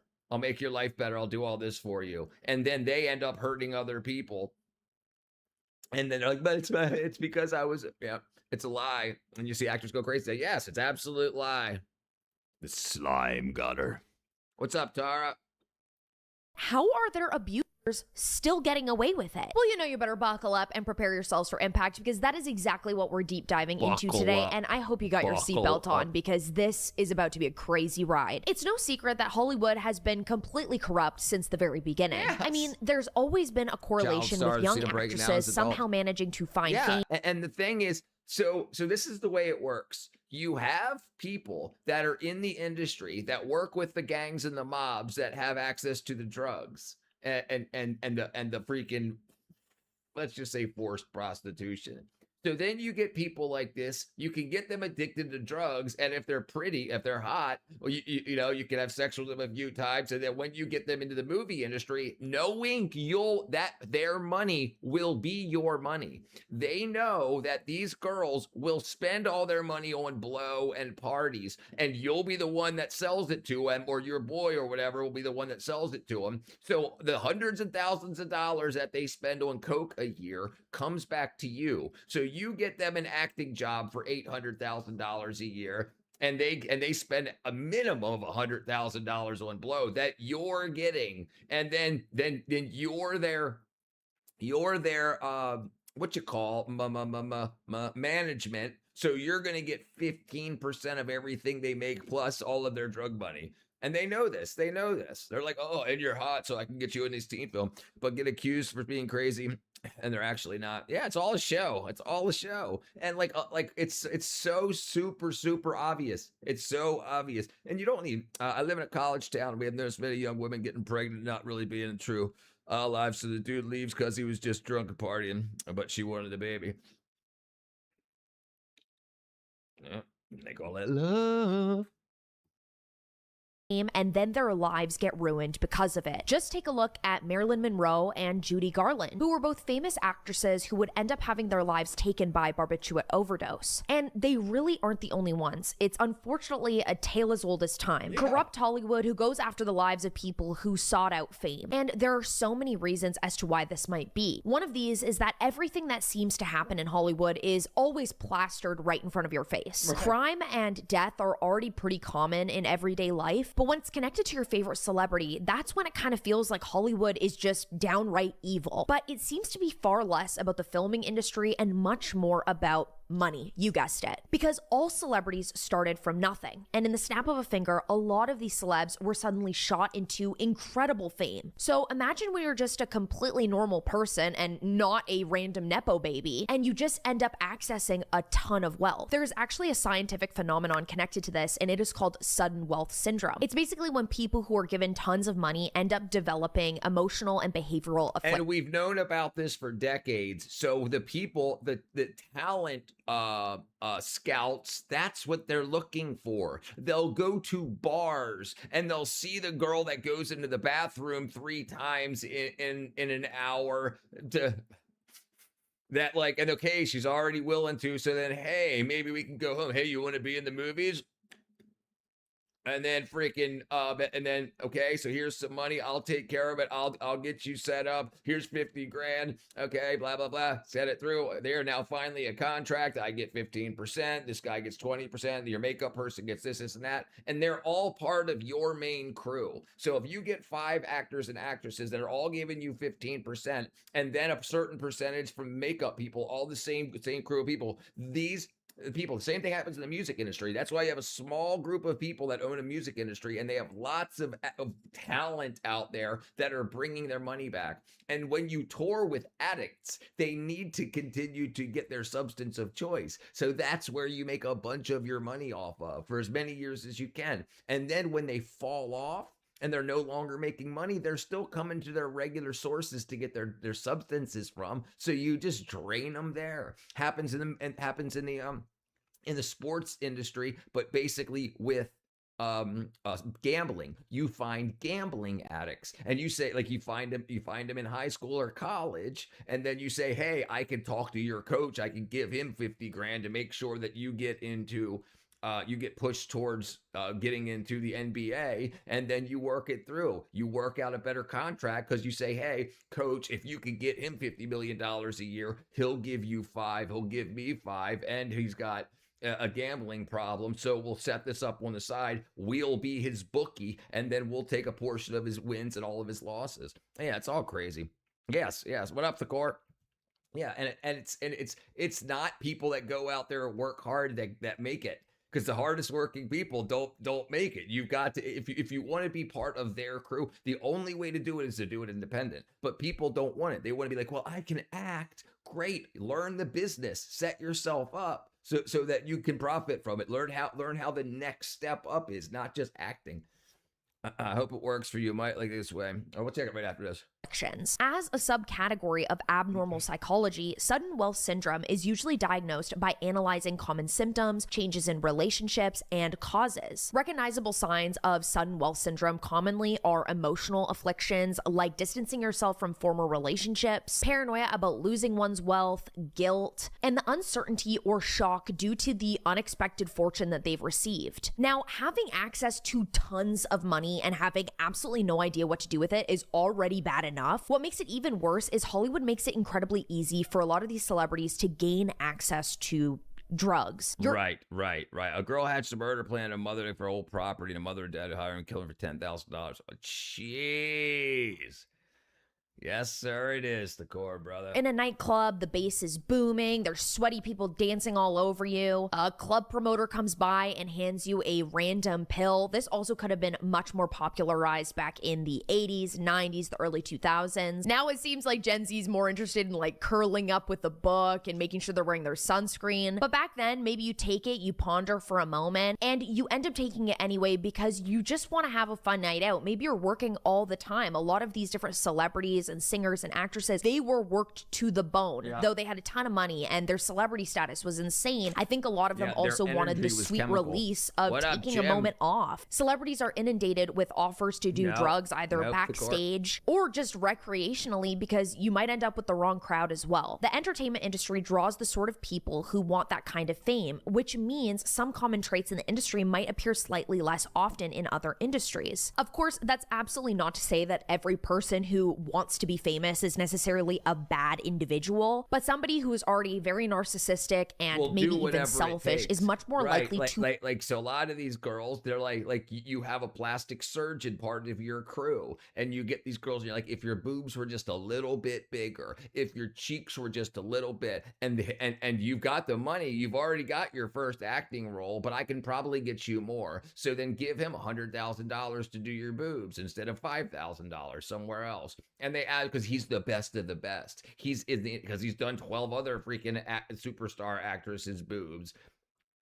And they just milk these people dry. They know where every penny of these people's money's going before they do. And it just copy and paste. You do the same thing on the next person, then the next person, then the next person. You're never going to run out of clients, because you can always get a new one. Keep your eyes open and be vigilant. Yep, earthquake has been happening in Chicago. Magnitude 2.9, flower an hour. It's helping other states in 4 miles. Britney Spears is a product of someone being drugged for too long. Not her. The other woman, the bald woman, was Britney Spears. Not to say that.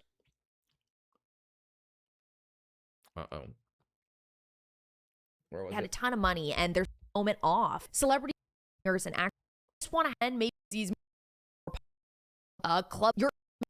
And having absolutely no idea what to do with it is already bad. And access to that's Britney Spears right there when she was younger. Tons of money and having absolutely no idea what to do with it is already bad enough. It is. It's junk, right? But they told you how great they were. They created their own award systems to give to themselves, to tell themselves how great they are. The industry that made itself made the awards to give to itself. That's not for the actors. That's for you. That's for you. So then you can set up acting schools and you can set up acting curriculums to sell to colleges and directors' curriculums. So people see these movies, they're like, this is what I want to do. I'm going to go to college and spend $200,000 to learn how to be a superstar. And then these are all forms of income. And now you have a pool of people to pick from. And you see how hungry they are. And you'd be like, hey, you got 3 more jobs to do today. I'm exhausted. Well, here. Take that real quick. Yeah, the awards. Yes. They tell you how great they are. You don't tell them how great they are. They tell you how great they are, and then you repeat it. Hit me, baby, one more time. Uh-oh, I screwed something up.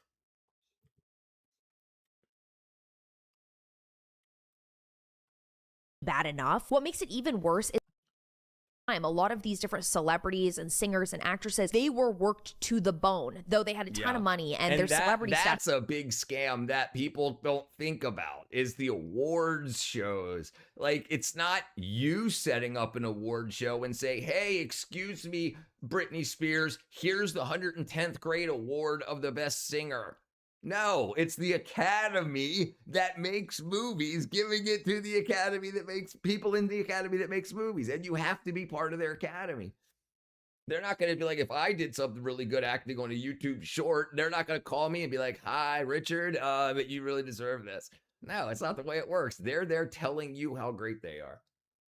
And that's why they say, I'm a $20 million actor. I get 20, even though they don't, they might get 4 million and tell you they get 20 million because you're like, oh my God, we got to go see this movie this weekend. Richard's in it and he got $20 million for it. Apparently it's really good. The critics say it's freaking phenomenal. And they're on Reddit.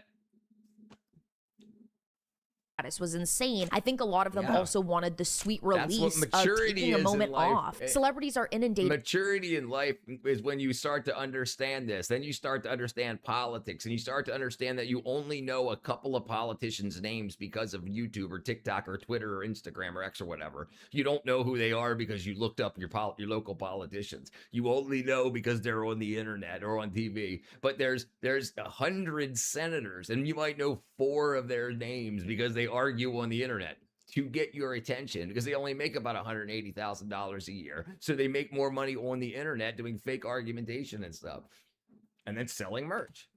With offers to do drugs either backstage or just recreationally because you might end up with the wrong crowd as well. The entertainment industry draws the sort of people who want that kind of fame, which means some common traits in the industry might appear slightly less often in other industries. Of course, that's absolutely not to say that every person who wants to be famous is necessarily a bad individual, but somebody who's already very narcissistic and maybe even selfish is much more likely to want to be famous than the average person walking down the street. So a lot more people end up in Hollywood looking for their big break. A few years ago, you guys...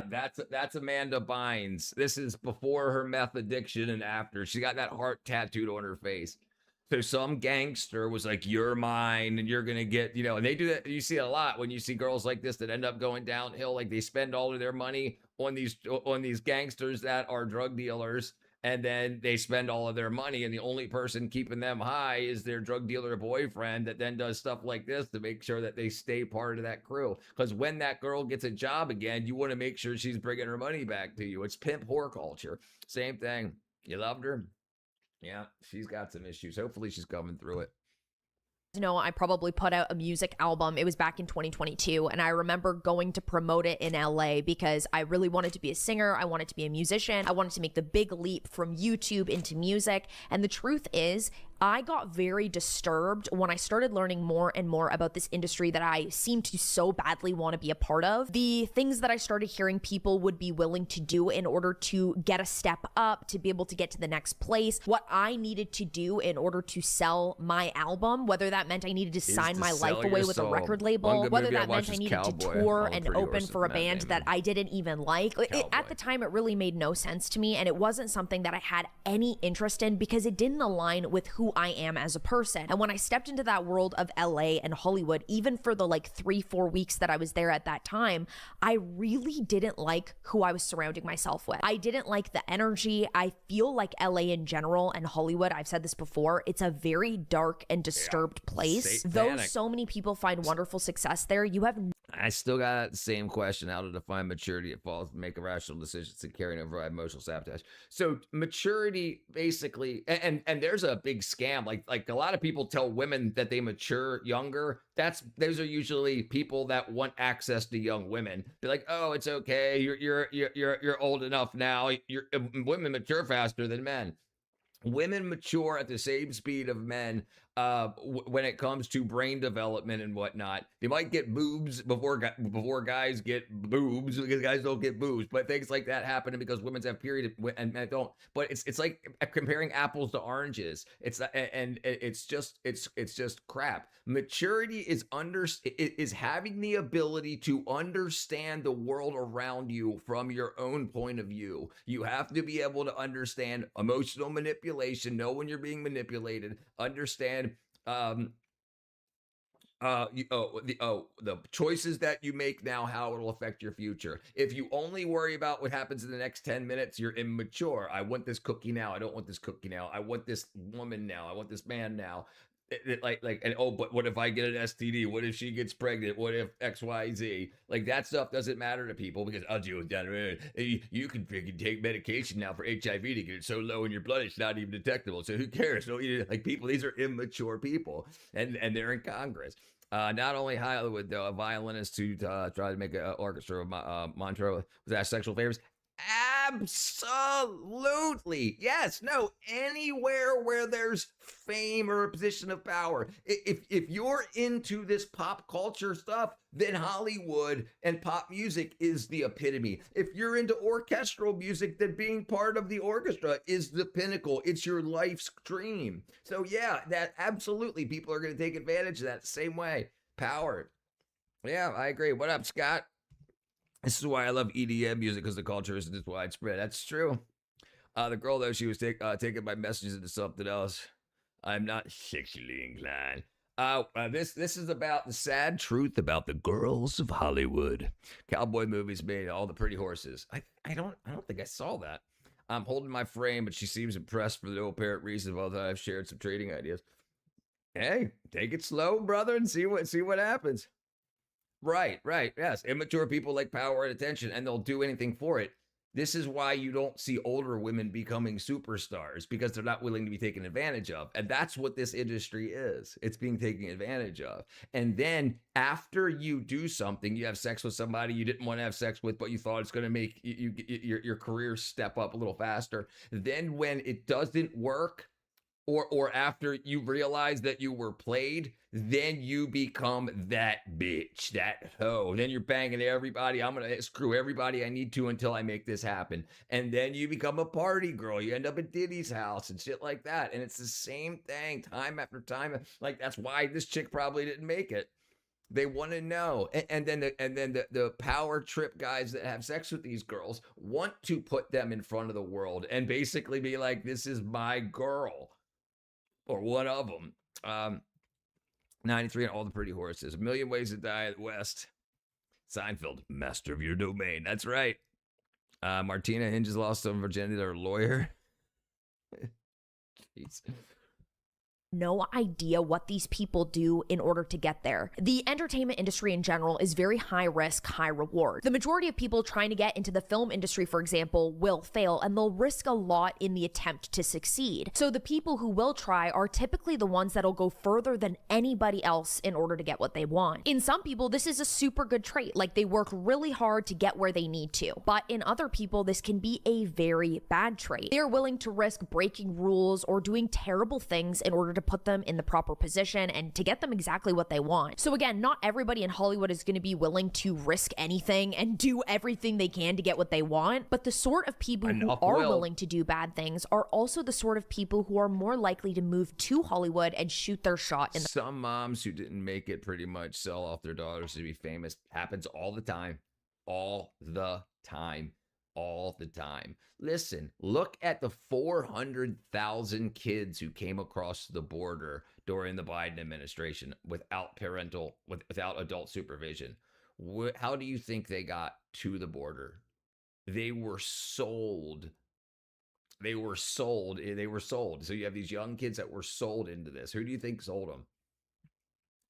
So the reason man and woman mix like water and fire, what makes them be smog? That's exactly right. It makes it a fog.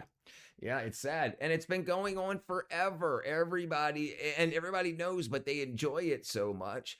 The problem is they've been making such crap films and music lately that it's not worth overlooking the damage that's being done to the people. Now you have people that are horrible musicians, rappers, horrible actors and actresses, and the writing and everything's just crap. So it's not like, well, we'll separate the art from the artist because the art is so great. No, now you're hurting all these people and they're not even going to benefit out of it. Like, look at what's happened to like Supergirl and Snow White. You don't think both of them have been through the ringer?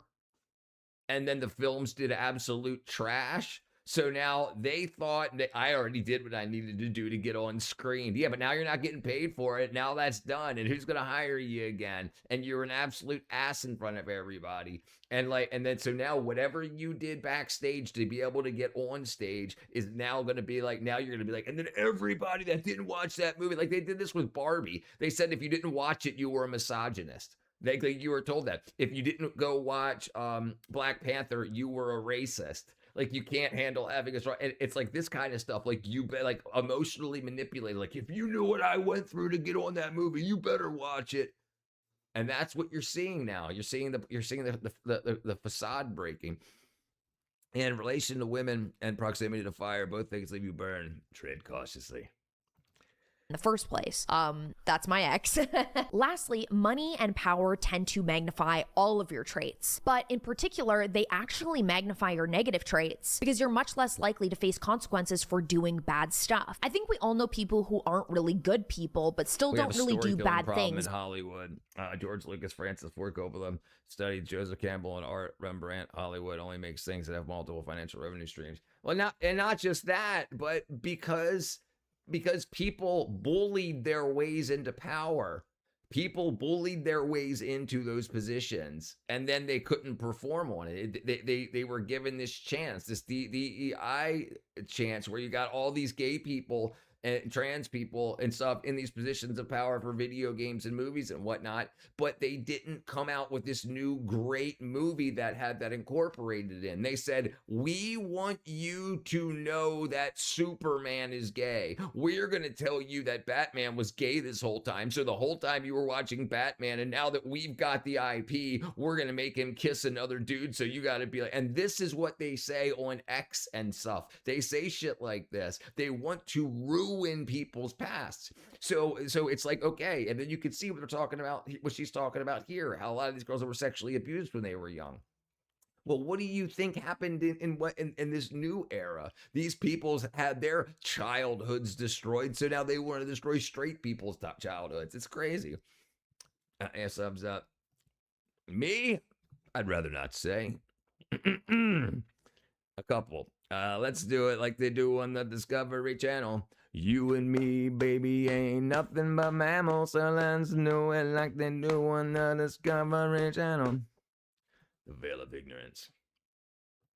Is because they're afraid of getting in trouble rather than being inherently decent enough to just not want to cause harm on their own. In Hollywood, there are far more people that are willing to risk doing bad things because there's actually a huge benefit for them if it ends up working out in their favor. They want this level of success and fame that they simply do not care what they have to do or who they have to step on in order to get there. And especially in Hollywood, like it's kind of like you gotta make it. Like these people are literally willing to do whatever it takes. And I think that's why Hollywood has such a disturbing aura around it, is because even though you can't see how sinister some of those people are, it is really deep inside. At the end of the day, it is an industry built by and for narcissists, based almost solely on looks, and it rewards greed and self-promotion. Power just does strange and dangerous things to people. Often celebrities start off completely normal, growing that's significant to the CH books because Snape was dressed as a youth by Harry's dad, friends at Hogwarts. Yeah, and the thing is, they're not doing it to be kick-ass. They're saying, we've got the power over you, so we're doing this and letting you know we're doing it. It's to be an ass. It's not to be cool. You've got the ability to make movies. Write a new IP, write a new story, create a new character. Why is nobody creating new characters anymore? They've got this ability, but they just say, no, we're going to take what already exists because they're afraid to fail. They know they've been given these positions without warrant. They know they don't deserve to be there. Because they don't have a past. They don't have a history of good works leading up to this. They were given this, now they're faking it till they make it. So they say, well, let's just remake something because there's already a fan base. And that's what the way they're thinking about it. Nickelodeon documentary. It artificially changes the narratives. Yeah. Power corrupt. Yeah, I never watched the new Harry Potter. I think it's rage bait. Yeah, I think a lot of it's rage bait too. And because they think they want the engagement, but then they end up turning into dollars. Like, look what happened to Superwoman. Look what happened to Snow White. Look what's happening to the Odyssey. The Odyssey could have been a freaking blockbuster, but they put a skinny white trans woman, man, born at birth woman, and she's skinnier than I am, and she's supposed to be the most powerful person, the most powerful warrior. They're just saying, you'll watch what we give you to watch and you'll like it. And it's like, what are you talking about? Yeah. Even with use on the same disputed power. Ariana Grande, yeah, dude. This is deals with the devil type stuff. This woman's cadence is too fast for me. Divorce her in the future. But it didn't happen already. IPs are guaranteed, though. Yeah. They know what they're doing. Elliot Page, yeah. We'll watch that right after this. Well, let's see. In a small town, but being around all that admiration, bad influence, my mother wanted and to go let's watch be honest. Odyssey. My other mother wanted to go watch Odyssey at the theater. I showed her Helen of Troy is Black, and she refused. Is that what that is, Jim? Is this something different?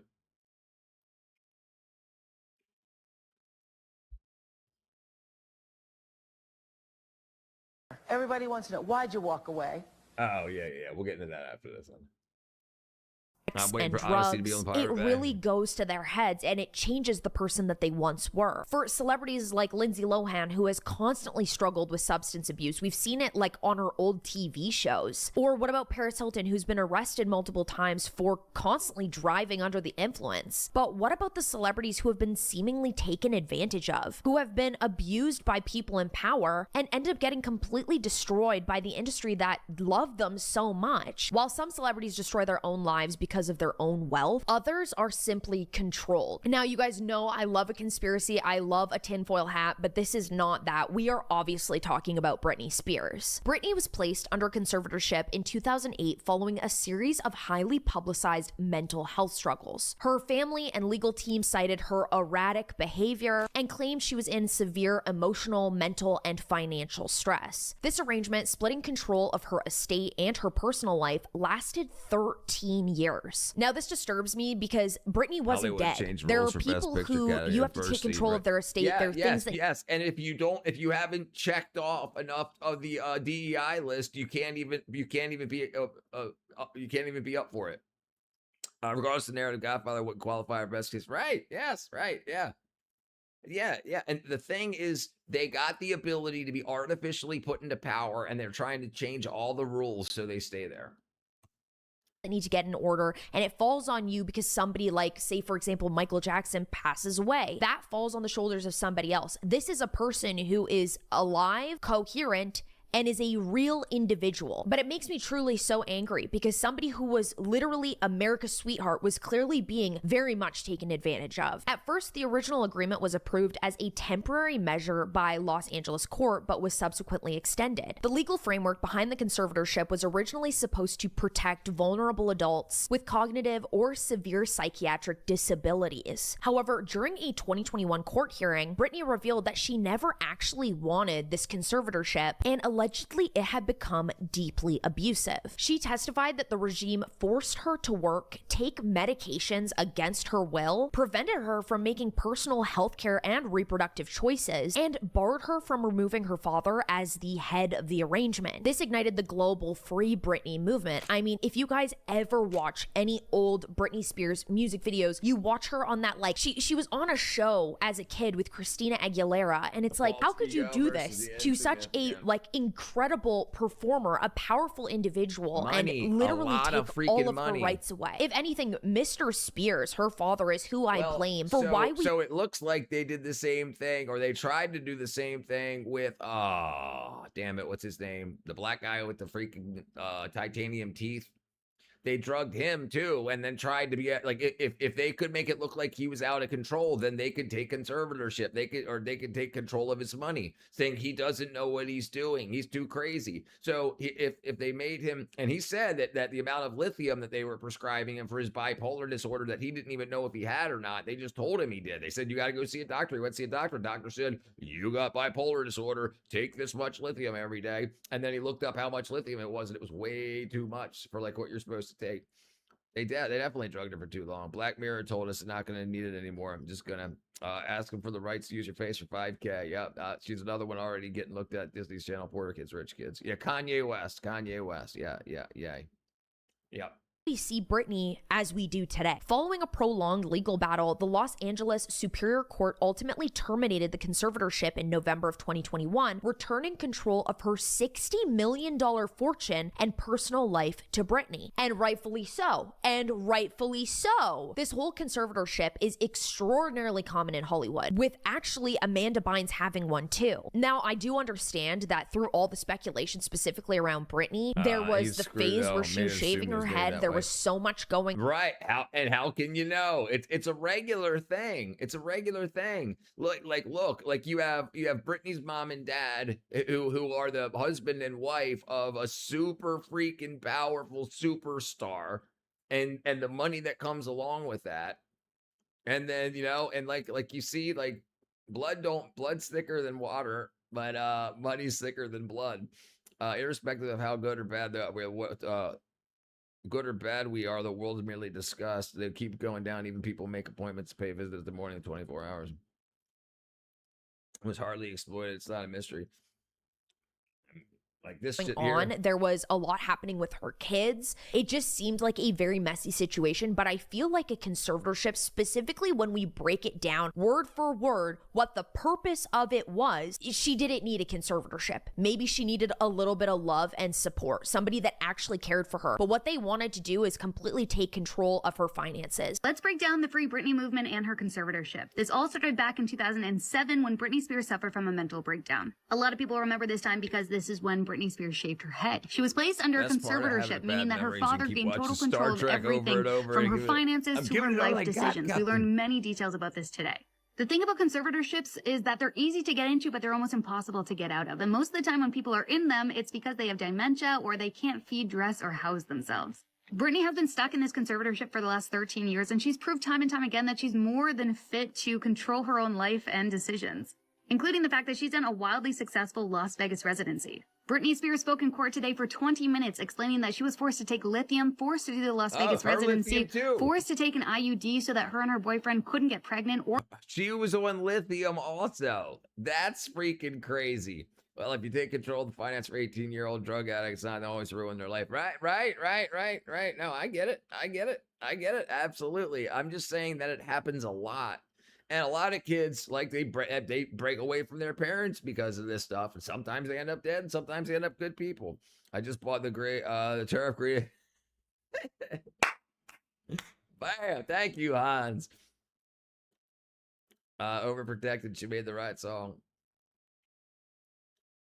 Or get married, even though they wanted to do both of those things. and so much more. I posted 2 videos with audio from the court case, and also watch the documentary Framing Britney Spears if you haven't already. It explains everything. To this day, when anybody comes around and wants to tell me that Tate McRae is the new Canadian Britney Spears, like, you guys know I'm all about supporting the girlies. I don't think this is a mental breakdown. Abuse traumatized young girls often gain weight, make otherwise ugly decisions. Yeah, no, I agree, and it could also be the lithium, but she was definitely doing drugs too, and you know, and that's also a thing. But the thing is, so sometimes listen, a lot of times kids don't want to tell their parents they're doing drugs.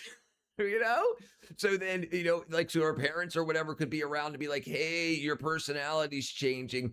Maybe I need to go to the doctor. Like, oh, Dad, please don't find out I'm smoking weed or sniffing coke or freaking whatever. Okay, I'll go to the doctor. And then the doctor says, you need lithium. What's very, very weird is lithium isn't that handed out. Usually it's hundreds of other different drugs, not lithium. But only when you hear it about in these circles, it's always lithium, lithium, lithium.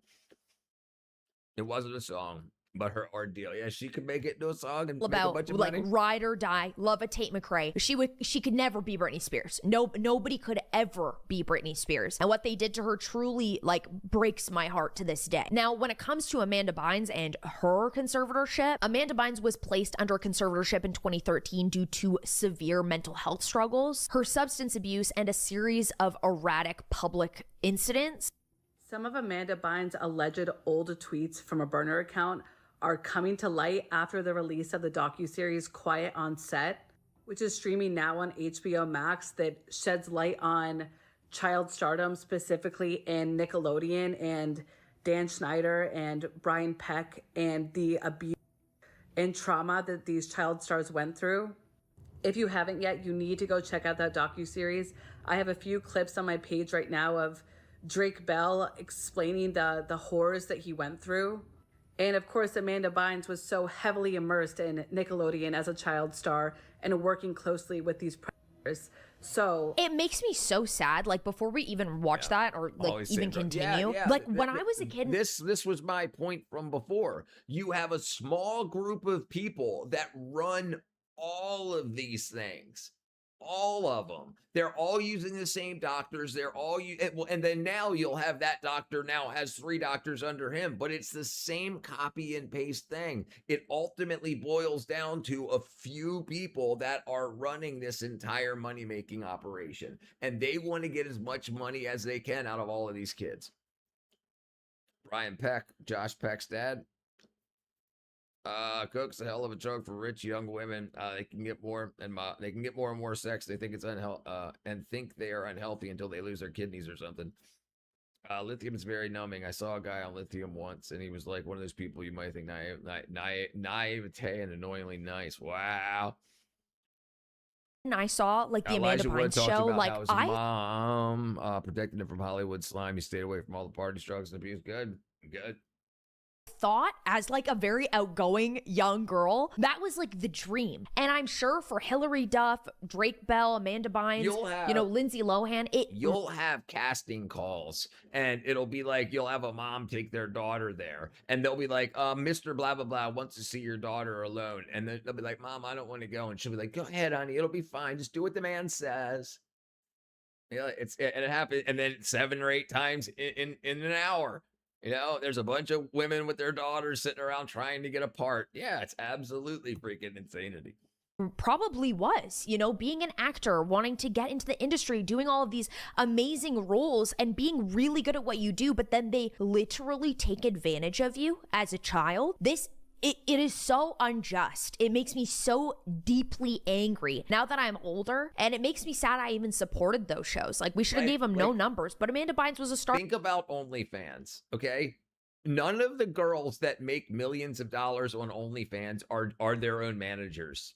And their management company and the people running their channels, it all boils down to a couple of people that run that whole thing. And then you get they get people under them and use the whole pyramid scheme thing. And then they take Twitter and TikTok and X and whatnot and then they push these girls out saying, oh my goodness, I just spilled my cake on my boobs, show my OnlyFans, and and shit like that to try to drive people back. So girls see that and be like, that's all I got to do, and I can make $1 million a month. Oh my God. And then you've got them doing their photo shoots themselves. And then you have people being like, hey, I see you got a new account. Do you want a management contract? And then they say, okay, well, then fly out here and we'll do your photos and we'll do your professional. And then they get turned inside and out 8 ways to Sunday. And then they're like, well, I already went through all that. I guess I'll sign everything so I can get my millions. And then they don't.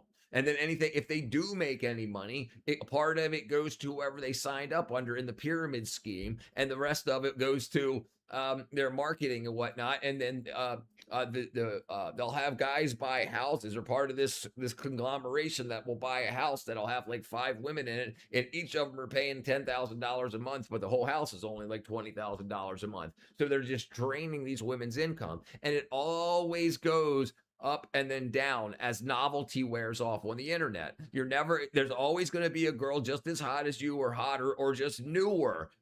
And then so it always happens. And then they're going to keep paying the rent, saying maybe we need to buy a 4K camera, maybe an 8K camera so they could really see my... And then the money drains, and then it's like, sorry, you gotta go. And they get another girl in there, and it happens again and again and again and again and again. And there's just an endless supply. And it happens all the time. No, have you ever been called Richard? Yeah, that's my name, brother. Do you? Of course they do. I mean, my guy knows. So close proximity persons tell them you're a star, you're different, you need to walk this line. Right, no, you're a star. I can make you what you want to be a star, don't you? I can tell you what you're missing. I can sculpt you into what you need to be. You're gonna be a star. Hey John, look at Janie over here. She's gonna be a star. This is the Janie you were telling me about? She's gonna be a star. And then this girl's like, oh my God, I'm gonna be a star. I'm gonna be a star. And then then they're broke and freaking. Ever witness anything? Yes, absolutely. I mean, not like sat there and watch it, but see the whole manipulation thing. Absolutely. Limelight, they become more like an imposter of themselves. Yes, because they're told. Like, you have a lot of people that get on the internet that play a more narcissistic version of themselves. Like, you can see how, like, when you're swiping through TikTok or YouTube Shorts, it's like you see like 900 girls do the same thing. You see the video start and they like look over to the left. They go, and then they start and they go la la la la la. And then you see 900 other girls just look over to the left as they start, and it's over and over and over. And it's like they're being told what to do, or they say, okay, I'm going to make action for action, and you'll start seeing it. What the video starts, the girl's looking at the camera, then she looks away to the left or the right, but typically like to the left, and then comes back in and lip syncs a little bit or whatever. And it's like the same thing, like the same script, the same boom, boom, boom, boom, boom. And then you tell them they're going to be rich. You say, oh, this is one of the girls I work with. Here's the numbers. You show them fake numbers, blah, blah, blah. And it just goes. But they're like, my dad's a jerk. He's MAGA. So I need to, get out of there because they don't like my bisexuality. And then you're like, well, all right. Yeah, it's just wackadoo. You also have a lot of these companies that buy houses in order to become a bunch of kids. Unfortunately, it's even worse in China. This is a very difficult thing in this world, is to live a simple life, despite having moolah, a lot of money and luxury around. I still want to behave like a small kid who was happy for a kid in a candy store. Yeah, Will Smith's son. Yeah, you keep looking to the right. Do you know what I'm talking about? On the novel The Godfather, a studio executive who finds a horse in his bed, rapes a child. Mario Puzo even tried to shine a light on what's going on back then. I could go on to YouTube Shorts right now and show you. It's always like a look to the left, but it's like they're staring into the camera, and then you can see the video come on, and then they like look to the left, and they say la la la la la, look to the left, la la la la la. Like to say, or rather, what she had to say again from a burner account when she was under conservatorship, similarly to Britney Spears. All right, so while Amanda Bynes was under conservatorship, she ran an alleged Twitter account, like I said, under the name Ashley Banks, AB. There were personal photos posted of Amanda, including a photo of her alleged driver's license. Here are some claims that were tweeted from her account. And those photos were obviously to prove that it was her. She tweeted that her parents and lawyer ran her verified Twitter account, and we know for a fact that Britney Spears and other celebrities have no control over their social media accounts either. She had no control over her money, and millions were stolen from her, nor was she allowed to freely travel. We now know for a fact that this also happened to Britney. Yourself. There's also conversation coming out Jackie right Chan now, lost like all his money tea, 'cause he that decided the he was D'Amelios gay? don't want us to know about, that there are things like this happening to Charli D'Amelio, where her family is The taking Jackie money Chan from her child? because she has all You this talking success about, and they are you just talking about hungry, like so hungry for her Will money and her Smith's son? success. And it's like, is this really how we're treating a young and very successful woman? Like, it makes me sick. You're gonna take her money? She claims her Hairspray co-star, John Travolta, is a sexual monster, something the author of the tweet, not me, can confirm since them, have done stories on him and talked to sources who have valid claims Travolta sexually assaulted them and or made unwanted predatory sexual advances on them. Hairspray was such an iconic movie, and I swear I've watched it like 20 times. When I was a kid, my friends and I, like at slumber parties, we thought John Travolta was hilarious. Did Michael Jackson do it? How come he was broke until he died, and then suddenly everything was worth billions? He wasn't broke. He didn't have liquid cash. He had all of his properties. He had half the Sony library. He had the Beatles and all of his all the Beatles masters and all of Michael Jackson and masters. He owned like a huge portion of the Sony catalog that made Sony money, percentage wise. So he would have to sell that. He would have been a billionaire. Easy. Anybody would have bought just the Beatles catalog for $1 billion. And then they would have absolutely bought the Michael Jackson catalog for $1 billion, because those songs are going to go on to make hundreds of billions of dollars for the next 100 years. His daughter went homeless, lost all testament because she's a lesbian. Wow. Celebrities are some of the most abused people. Agreed. Absolutely. Jackie Chan is based. This is just like the ridiculous things that are coming out about Hollywood. How is this even real? Pause to read some of the tweets from the account. The jig is up. They use me and my talent only to have me committed and steal millions. Have you ever had to beg for your own money, make millions since the ripe age of 7 like a show dog, only for the state to steal your bones? She's not going to say anything because from what I've heard, she doesn't want to live through all of that again. Like the trauma. I wonder when California falls, are we going to find out that this is why the industry is no longer in California? If like the mob mentality in California was part of like how they take rich people's money. Like, you know how there's like there's no movie stars, like big movie stars in Hollywood anymore, so they're not getting that. So now California's like, we're gonna go after tax the billionaires.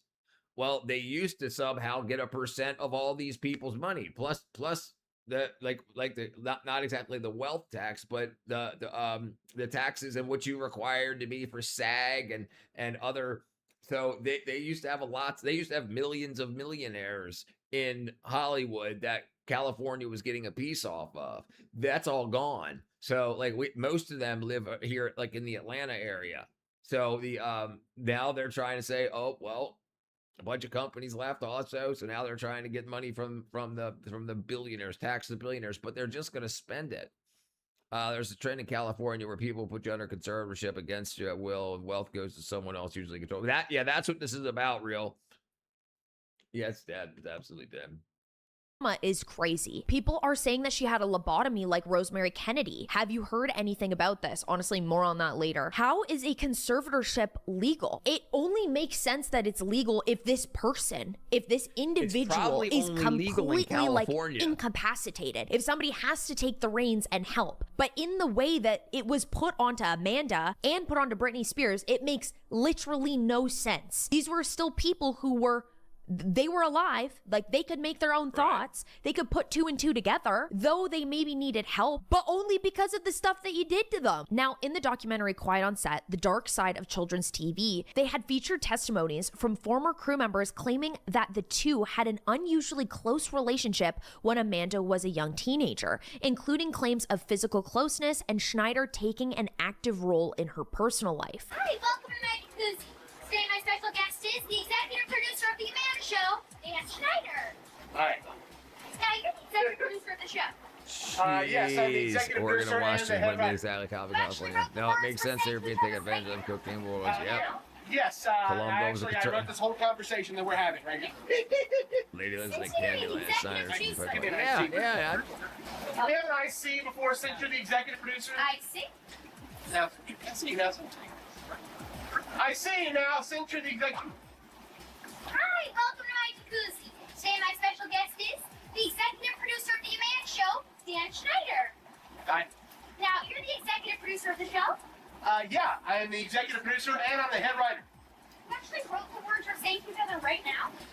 Yes, I actually wrote this whole conversation. Dan Schneider even stated that he was helping Amanda Bynes when she was trying to be emancipated from her parents while she was experiencing like these family conflicts, which is of course very disturbing and weird. Unlike many highly contested celebrity conservatorships, Amanda's legal arrangement was cooperative with her family. After focusing on her health, attending treatment, and going back to school, her parents fully supported her petition to dissolve the court order. A California judge officially terminated the conservatorship on March 22nd, 2022, determining that it was simply no longer required. Even though this conservatorship was eventually cooperative, that still doesn't change the fact that some of the biggest celebrities end up in situations that people are taking control of everything that they have simply because of how unstable they've become. And Oregon is interesting. Half of the state Democrat, eastern side is Republican, the other side wants to merge with Idaho. There's actual movement to make Idaho larger. Yeah, what's very interesting is the difference between who you hear on the internet and what you hear about in real life. There's a lot of it's obvious with the deaths of what's going on and how many of the greatest countries, companies in the country that are leaving Oregon, Washington State, and California, that things are going wrong. And a lot of people believe that voting Republican can change that, even though they're not going to have that vote for quite a while. And if the laws that go into effect, the taxes that's going to affect the job making companies in those states, that'd be an issue. So, but Idaho combining, they want to be a super state and then have more houses in the House of Representatives, more seats in the House of Representatives. I often see conservatorship be used so people seem fully functional. It might be a centric party or someone that's see worth their money. And that's the thing. We don't get to hear about the inside. We don't get to say like what it exactly was.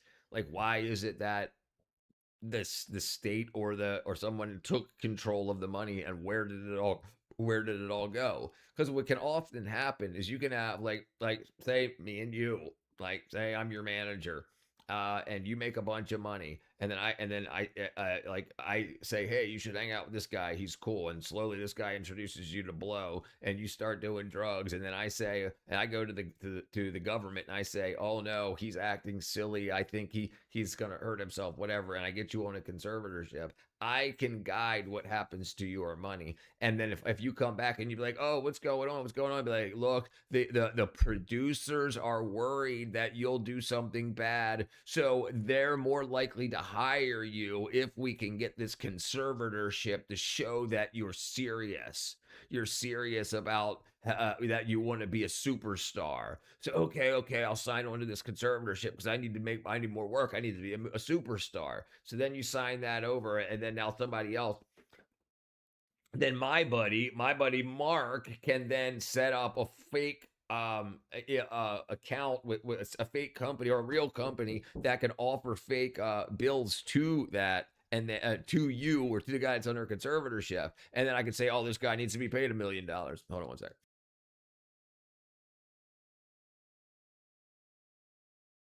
Clearly, that's thanks to the industry. And this truly makes me ask this question, and why I wanted to make this video is, what is the point of wanting to become this famous celebrity anymore? At one point, it felt like it was the dream, wanting to be a movie star or a singer, somebody like me who very flamboyant and loving the limelight and loving to chat. I mean, I started my YouTube channel when I was 15. I thought it was the only right thing to do. If you wanted to be seen or you had any sort of talent, it was like, why would you want to be anything else? But if you end up getting money, it ends up corrupting you. Or even worse, the possibility of becoming so unstable that you're uncontrollable. It seems like it has happened to far too many individuals. You see all of these celebrities who have made it their entire career simply just to lie to your face, just in order to sell you product, all just to retain some sort of like social or economic status. It's something we talk about all the time on this channel, and it's simply why I don't support so many of these influencers and celebrities we're seeing today. That is the real death and downfall that is actually taking place here. It's how these women who used to be hardworking, ambitious, who like wanted to see their name up in Hollywood, who wanted to be successful, have turned into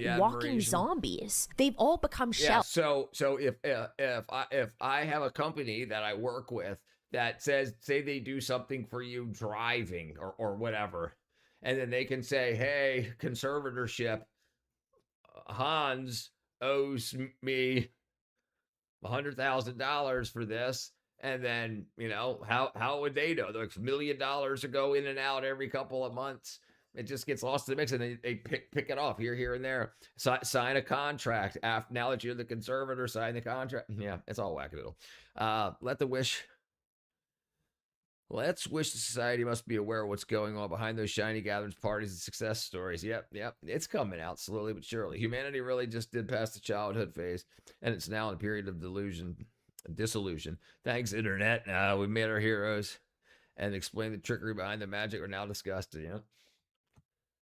And I think it's why smoke and mirrors. We're seeing this rise of so many celebrities, you know, rightfully so, becoming more private. Celebrities like Zendaya, Adele, Ryan Gosling, and Eva Mendes are totally known for being very talented, famous, rich, but still very private and to themselves. Back in the 2000s, a celebrity's ability to be on tabloid after tabloid meant that their name was just growing bigger. But nowadays, it seems like staying away from drama and really staying out of the constant limelight is what makes people love you more. Of course, being more private doesn't mean that you're exempt from personal problems. Some people want to be rich and some people want to be famous. You usually can't be both, like, forever. You can't be famous forever. You can't constantly be in the limelight and be rich. You know, typically. There's cases, but typically you can't. Do you have 3 meals? No. I have like one. I have one main meal a day. The real money is made, for example, making a real rice products company in China that's legit and solid. Sell it for your causes, create a program, help the program into Africa provide rice. You can definitely do that.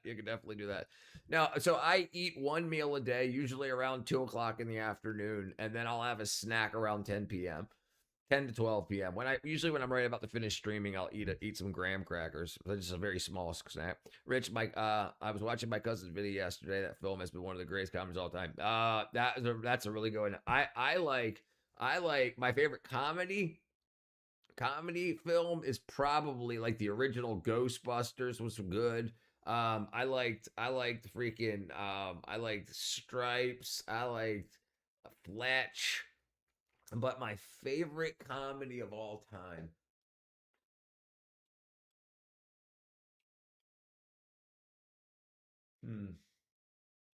I don't know. I'd have to think about that.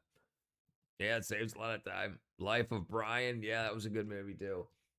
Issues, but it does mean that your name is less likely to be destroyed by the public eye. But one thing is for certain, Hollywood has claimed so many lives in the past, and honestly, it will continue to do so. And honestly, these Hollywood it girls are often their first victims. Thank you guys so much for watching. If you enjoyed it, throw it a big fat like and also subscribe down below. And if you haven't already, go ahead and click this playlist because I know you will. Yeah, no, that was good. Rush Hour was good. Just a single meal. Yeah.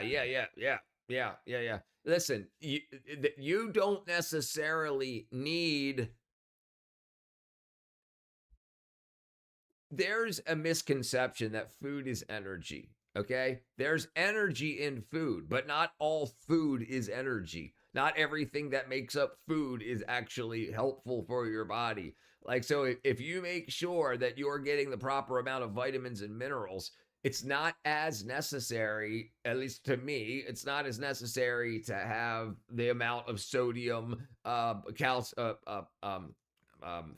cholesterols and whatnot. Like they consider that, like the amount of fat, cholesterol, sodium and whatnot, carbohydrates to be a balanced diet, but they don't talk about the vitamins and minerals. So if you make sure that you can get enough vitamins and minerals, and you have to make sure, at least I make sure, that I go into a period of fast every day. So I probably won't eat anything for the rest of the night. It's 10 o'clock now. I'll probably eat at 2 p.m. So I ate again today. So if I do have a snack, oh no, I had a snack before I came on live. I had 3 graham crackers and a glass of milk. So I'll probably have the rest of the pack. So from, let's say, 11 p.m.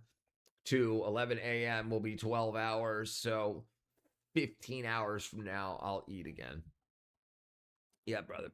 Honestly, burn after reading pretty funny too. Faulty Towers is a good one, TV show. John Cleese. Only reasons there after I was aired in the 70s. They put a black guy and a Chinese guy in the movie. Boom, magic.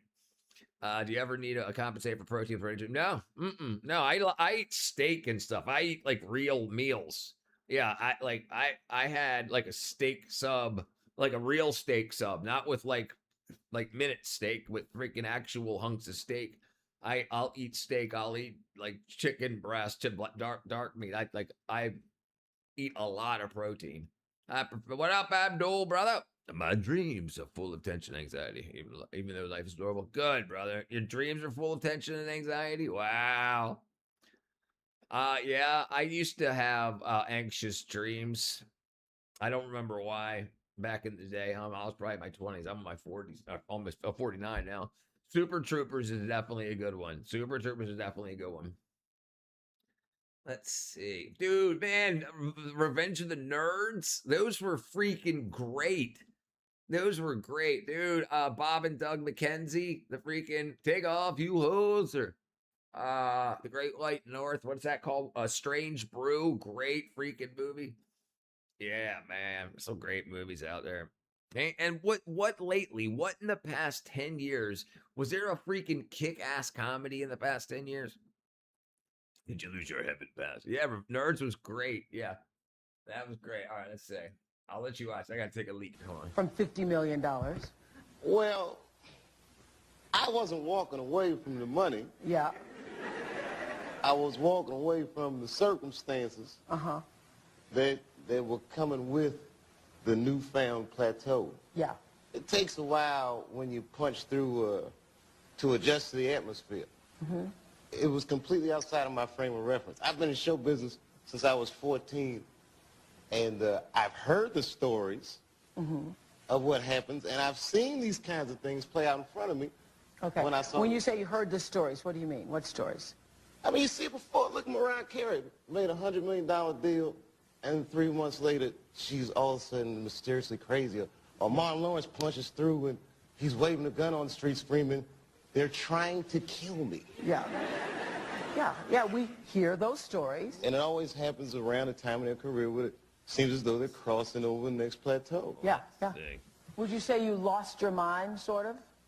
There are plenty of methods to gain. No. What about Bob Scrooge? Not exactly. What about Bob was decent? Scrooge? Yeah. Groundhog Day, great film. Yeah. Y'all need to tell Alu Akbar, Mr. Pussy Street, going boom, boom. Jesus. I wasn't crazy, but it's incredibly stressful. Yeah.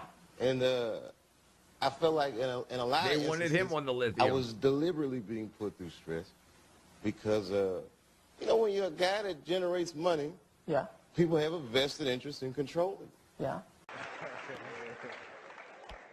When Martin Lawrence was in that chair, we talked about Blue Streak. I love that thing. He played a role in your life, I believe. How do you feel about him as a person, as an artist? Martin Lawrence is the guy that showed everybody you can make it from D.C. to Hollywood. And he's got some serious ones. Hot Tub Machine. I never saw that. I never saw it. It made me feel What up, Crying Fish? Really good. And he was always real nice to me. He'd sit me down. "What's going on with you, baby boy? What? We'd talk about comedy, whatever." And, when we did Blue Streak, we were promoting it, and Martin had a stroke. He almost died. And then after that, I saw him, and I was like, "Oh, my God, Martin, are you okay?" And he said, "I got the best sleep I ever got in my life." The best. It's how tough he is. So let me ask you this. What is happening in Hollywood that a guy that tough will be on the street waving a gun, screaming, "They are trying to kill me"? Dun, dun, dun, dun. Yeah, like, yeah, what's going on? So what's going on? And think about the old school. Think about the Bill Cosby stuff. Think about putting pills and powders in people's drinks. Think about that. Like, and they know it. Like, if you're gonna be the star of a movie or a show, they want that money. They don't want to be giving you those hundreds of millions of dollars unless they're gonna get it back. It's the same thing with the athletes. They know they'll be getting it back. They lie to them. They say, "Hey, my bookie, do this with my bookie. Bet $1 million that the Raiders are going to win by 3. My buddy's going to throw the game. We're going to give him 100. We're going to give him 100,000 of it. Okay, cool. And then when the dude makes that $1 million bet with the bookie, and it doesn't happen, you lose that money. Then the money that the bookie wins splits it with your buddy. So they know what they're doing. They just want them to lose. So they tell people in the football industry that games are rigged. So then they'll make big bets, but they'll lose that bet. But the guy that told him to do it, that hooked the player up with the bookie, will take half those winnings. So then they know, and he might have helped you on like a couple of small bets. Put $10,000 that the freaking Orioles will win by 2. Okay, cool. Blah, blah, blah is going to throw the game, or they'll lose by whatever. And then you win $10,000, talk him into betting $1 million, whatever. And then you take a bunch of their money. And they can do that. They can play that game because with money, you can make money. Robin Williams, also inside the Actors Studio, some of the best improvisational comedy I think he's ever done. I think they almost over 3 to 4 hours. I used to watch that all the time. Elites often leverage system control people by assets, usually deception. Hollywood must be filled with them. Yeah, and they're at the top. They're at the top. If anyone wants a good news, watch his channel. Dun, dun, dun, dun. There you go. That's what I say, Jim. I thought you were talking about me. All right, let's see. Boom, boom. Let's see. Oh, I hit the wrong button again. You know, I could do it if I could do this. Yeah, it'll probably work. Oh, that won't work. Oh, yeah, it will. That's odd.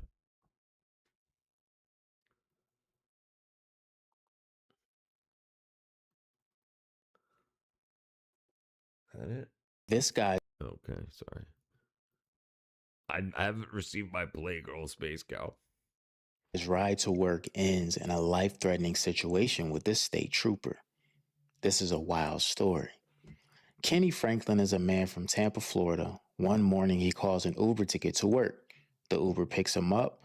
They're driving down I-4 when all of a sudden, the driver starts driving erratically and speeding recklessly. Franklin looked up and realized the driver was having a seizure. And Franklin said at that point, he thought his life was over. He thinks quickly, climbs into the front seat of the car, takes control of the car, and safely pulls it over to the side of the road. Uh-oh. As soon as he gets the car in park, he immediately hops out. And just at that moment, a state trooper pulled right behind him. And here's where things take a turn. This is Florida State Trooper Jack Hypes. He saw the Uber driving recklessly, hops behind, turns his lights on, calls for backup, and follows them all the way until they pulled over to the side of the road. As Officer Hypes exits his vehicle, he sees Franklin standing next to the car. Then all of a sudden, the driver regains consciousness, puts the car in reverse, and slams into the state trooper's car, pinning him underneath it. At that point, Franklin hops back into the car, regains control of it again, puts the car in park, hops back out, runs to the back of the car, and with all his strength and adrenaline, lifts the car just enough for Officer Hypes to crawl from underneath it. The ambulance shows up, they take Officer Hypes and the Uber driver to the hospital. They both make a full recovery, but they said if it weren't for Franklin's quick thinking, Officer Hypes could have lost a limb or his life because of the way he was pinned underneath that vehicle. So he calls an Uber to get to work and ends up saving 3 lives that day. His own, the Uber drivers, and the state troopers. Shout out to superhero Kenny Franklin. Shout out to superhero Kenny Franklin. Nice. He's probably got fired for being late. Yeah, at least he survived. Yeah, dude. I remember I was going up, like, wasn't an Uber driver. It was a guy I knew. I was in the passenger seat, and we were heading into Baltimore, and there's this road called 295. 295 was like a straight shot, pretty much, between like Washington D.C. and Baltimore. And so we got off of 695 on the 295, and we're going straight. So it's pretty much a straight shot, and we didn't have phones back then, so I was just kind of like looking out the window. And then all of a sudden, I'm just like, we start going really, really fast. I look over, and this dude, his name was Rich also. He was having a seizure, and he just had the freaking pedal pinned to the ground. So I freaking grabbed the steering wheel, and I'm steering it like with my left hand. I'm like, holy shit. With the right hand, I'm trying to pull up the emergency brake. Luckily, it was a stick shift, and I was able to just pop it out of gear. It was in fifth gear. I was just cranking on it, and then I pulled up the emergency brake and it popped it out of fifth gear, and then it had a rev limiter on it. I remember going and hitting the rev limiter and whatnot. But yeah, same thing. Big guy had a seizure while we were driving. Luckily, nothing happened. Just sitting there waiting until the fire department showed up. Like there was no cell phone, so I couldn't call 911. We were just sitting on the side of the road. He had a seizure, and he was just sitting there snoring until the fire department showed up. Do you recall what you did with the panties?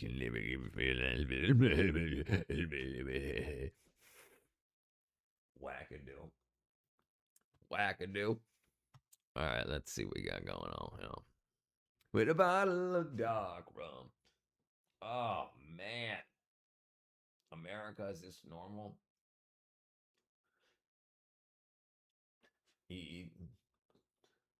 Well, Trump takes questions, Air Force. All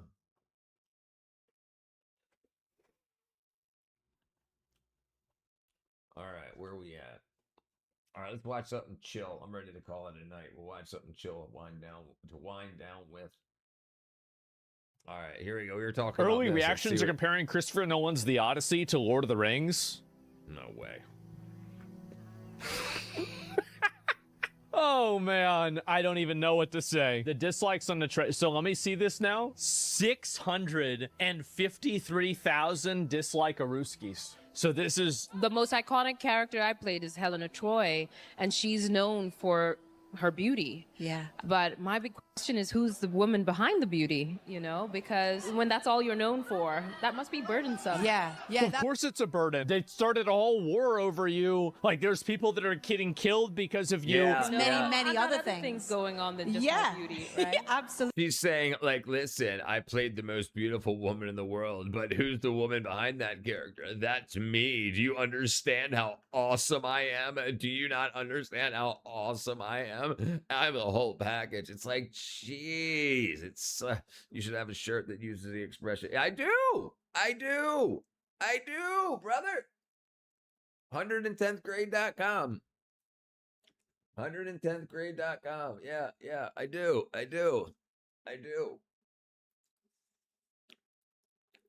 Right, here's the hat, and here's the shirt. Wackadoo. Yeah, brother, I got one. Yeah, you just click on it and it'll take you to you can get one in forest green too. Yeah. Oh, no, there isn't a green. Orange. Heather brown, solid white. Heather brown looks good though. Oh, Kelly green. Sorry, Kelly green. Yeah, there's Kelly green. As I recall, if you needed to do some early tasks, if you wanted to be a father. Yeah, brother. Yeah, I like it. I like it a lot. I got one on the way. $17.99, not bad. Damn. Yeah, I got one. All right, let's see. Oh, broke that.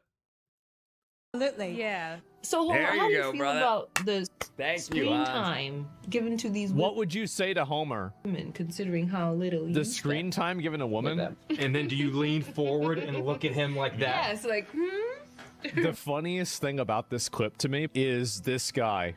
he knows. He's like, oh, why did you have to fucking... Why would you do this? Oh my God. The Romans were right about actors. In fact, they were too generous. The cultural annihilation that happened to Latin people, worse in the history of the world. The theft of all our wealth and gold, and our gold funded the Renaissance. Isn't this the guy that crashed out about like the Mario movie or something? Oh, this is the guy. John Leguizamo, only Latinos should be playing a Latino, stands there in blatant whiteface taking a check for playing a Greek. So wait a minute, he had no problem taking a role. Are you going to be watching Super Mario Brothers? No, I will not be watching. Oh my goodness. So they could have included a Latin character. Messed up the inclusion. They disincluded. So no Super Mario Brothers for you? Hell no. 500,000 tons of gold that was taken from us. Why aren't we further up in the food chain? And then you start to understand all the practices and oppression that goes into keeping. What do you mean you're not further up in the food chain? I hate when people say angry, that. You Oh get my God. Rage. You get depressed. Spain extracted 180 tons of gold from Americas between 1500 to 1650. Not 500,000 tons. The Renaissance began in Italy in the 14th century before significant New World gold arrived. Yeah, they're just saying things to say things. It's not the truth, but think about how many people will believe that. Spain to America stole 500,000 tons of gold. No, he had freaking full of crap. Bro, I did get lucky because my dad's friend gave us a lot of antique stuff. It's worth hundreds of dollars online for free. Yeah, I mean, if it's worth hundreds of dollars, yeah, that's really nice of them. The local sub place sells a regular sub for $17.99. Yeah, oh yeah, he's just Space Cowboy's just a wackadoo. Yeah, I think $7.99. That's great for a shirt. Yeah. Odyssey stars Samantha Morton and the vilification of women in history. In history, women have been vilified, whether you're a midwife, whether you're a healer, whether you're just in tune with the moon. Like, women have just been vilified throughout history, and I think that was my take on it. Chris's interpretation of the original was phenomenal, and that I just worked from the text. It was all there for me. I don't even have anything to say about this. It's just dumb. What up, After Tony, viewing the brother? video, what is this? This has 12 million views? Look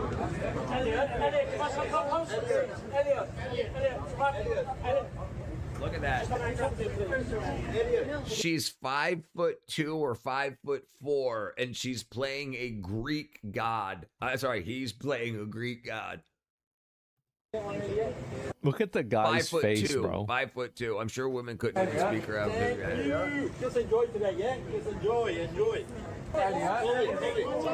Wow. Yeah. Definitely not what I would imagine a Greek warrior to look like. The quote retweets? No, they're not that bad, are they?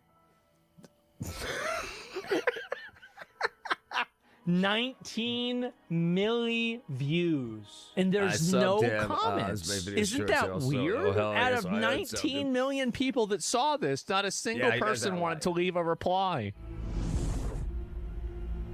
That's it?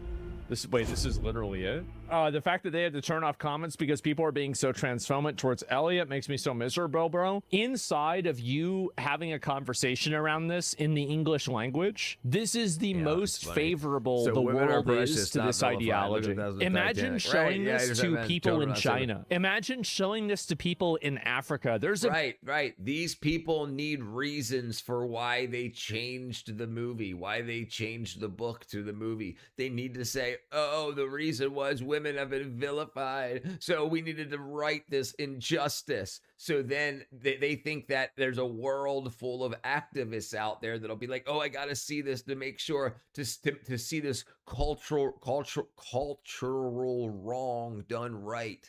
It's just marketing. They don't believe this stuff. If that's a man, I'm a woman.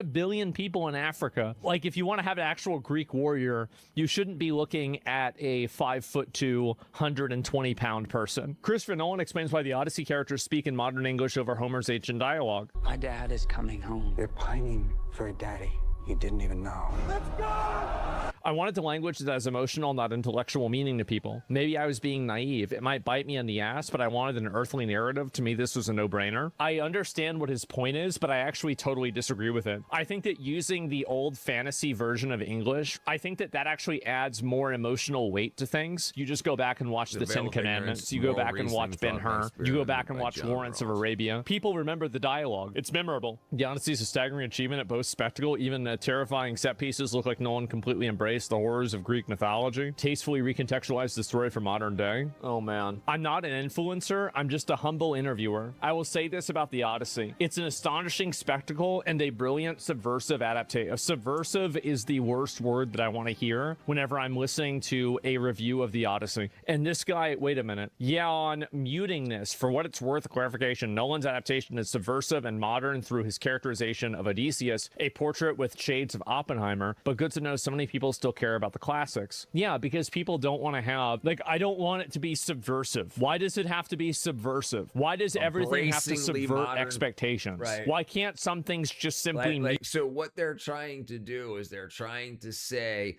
there's so much transphobia and racism that this is so brave to put a trans and a black person into a historic narrative. Like, they think that, like, oh, I needed to do it to correct these injustices, but they're completely wrong about the history. My friend had a seizure while driving, went head on with an ECU truck, killed instantly, diagnosed with epilepsy, told not to drive. That's a little girl from Juno, the movie Juno. Why the F she wearing a suit? I do not know a lot of maternal. Meet expectations and be what people want them to be. Not everything has to be a subversion. I agree. Not everything has to be a subversion. It serves multiple purposes. It's always like they make more money off of hate from it. I mean, I'm not gonna watch it, but I'm not gonna watch it because I'm just so tired. I'm just so bored of all of these crap movies. Like, man, like they could have done so good, especially with the amount of money that they spend. They could have done great things. Why not find new actors, new people? Why not create new great characters? Why are they just repeating everything over and over again? The movies that were new, the movies that did really well, that were very new, and like the indie film that did a Young Washington, that all did great. It's great rage bait. It pushes ubiquity. Pushes black supremacists. It makes kids stupid. It makes you speak for months, even when it came out. Yeah.